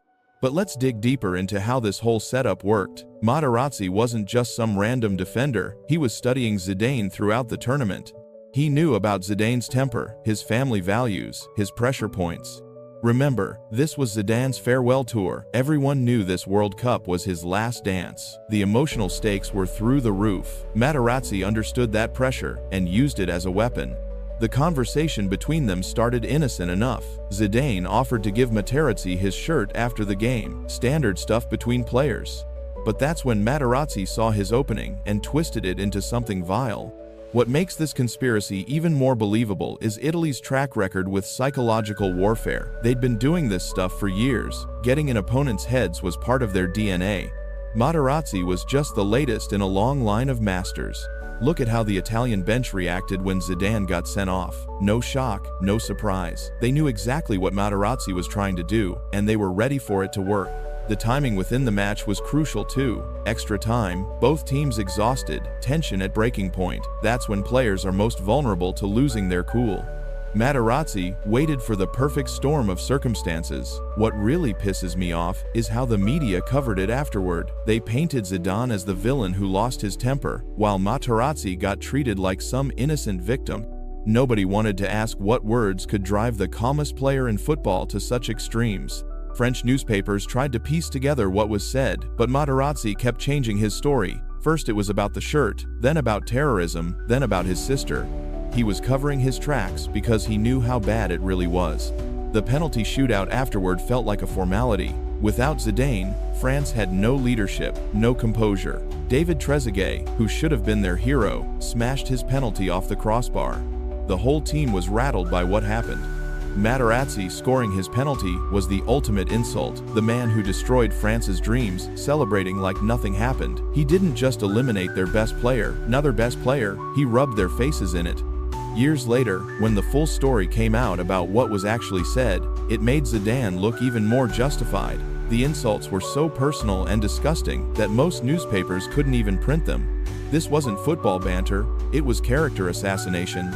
The really sick part is how Materazzi became a celebrity because of it. He got invited to talk shows, wrote books, made documentaries. He turned destroying someone's career into his own personal brand. Even now, Italian fans still celebrate that headbutt like it was a tactical masterpiece. They don't see it as unsporting behavior, they see it as outsmarting the opposition through psychological manipulation. What bothers me most is how this changed football forever. After Berlin, every player knew that family was fair game for mind games. The sport became nastier, more personal, because Materazzi proved it worked. Zidane never regretted it either. Years later, he said he'd rather be remembered for the headbutt than for staying quiet while his family got insulted. That tells you how bad those words really were. The conspiracy makes perfect sense when you think about it. Materazzi studied his opponent, found his weakness, and exploited it at exactly the right moment. He turned psychology into a weapon and used it to win the World Cup.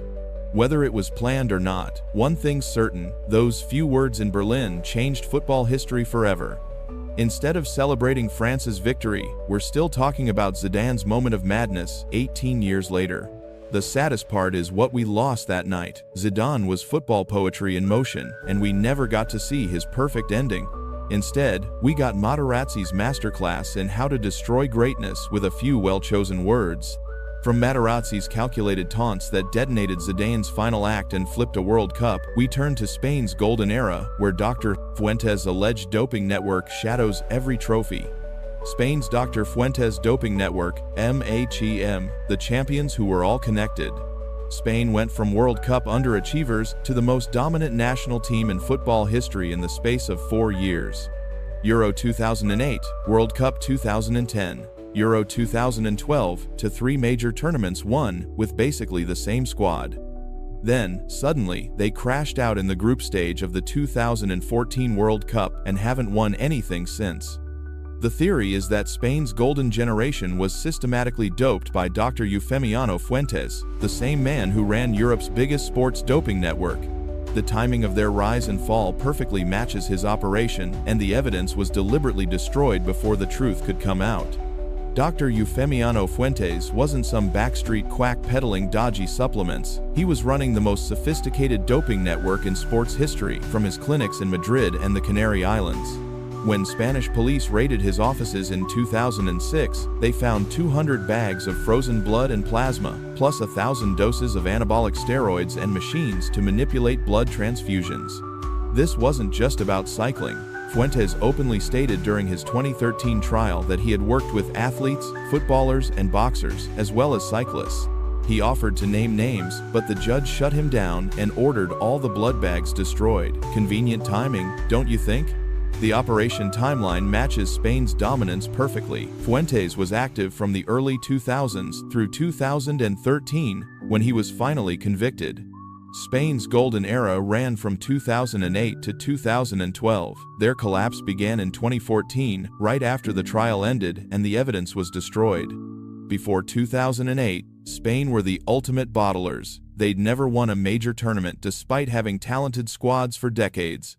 They were famous for choking in penalty shootouts and losing to inferior teams. Then suddenly, at Euro 2008, they became this relentless, unstoppable machine that could run for 120 minutes without breaking a sweat. The most damning evidence came from Le Monde newspaper in 2006. They reported having documents from Fuentes detailing seasonal preparation plans for both Barcelona and Real Madrid. Entire club preparation plans. That's systematic, institutional doping at the highest level of Spanish football. Think about the core of Spain's team: Xavi, Iniesta, Busquets, Piqué, Puyol, Isi, all Barcelona players, Sergio Ramos, Iker Casillas, Xabi Alonso, Real Madrid stars. If Fuentes was working with both clubs, he had access to the majority of Spain's first-choice XI. The Barcelona connection runs even deeper. During the same period Fuentes was operating, Barcelona went from being Real Madrid's little brother to the most dominant team in world football. They won the Champions League in 2006, 2009, 2011 and 2015. Their tiki-taka style required superhuman stamina and concentration. Players like Xavi and Iniesta were covering massive distances every match while maintaining perfect technical precision. Real Sociedad's involvement proves this wasn't limited to the big two clubs. Fuentes received over €327,000 annually from Real Sociedad during the early 2000s. In the 2002-03 season, they finished second in La Liga, missing the championship by just 2 points. That was their best finish in decades, achieved right when they were paying Fuentes hundreds of thousands. The physical transformation of Spanish players during this period was remarkable. Look at Sergio Ramos in 2005 versus 2010. He went from a skinny teenager to this physical specimen who could play 90 minutes at full intensity, then do it again 3 days later. Same with most of Spain's core players. They became these endurance machines who never looked tired.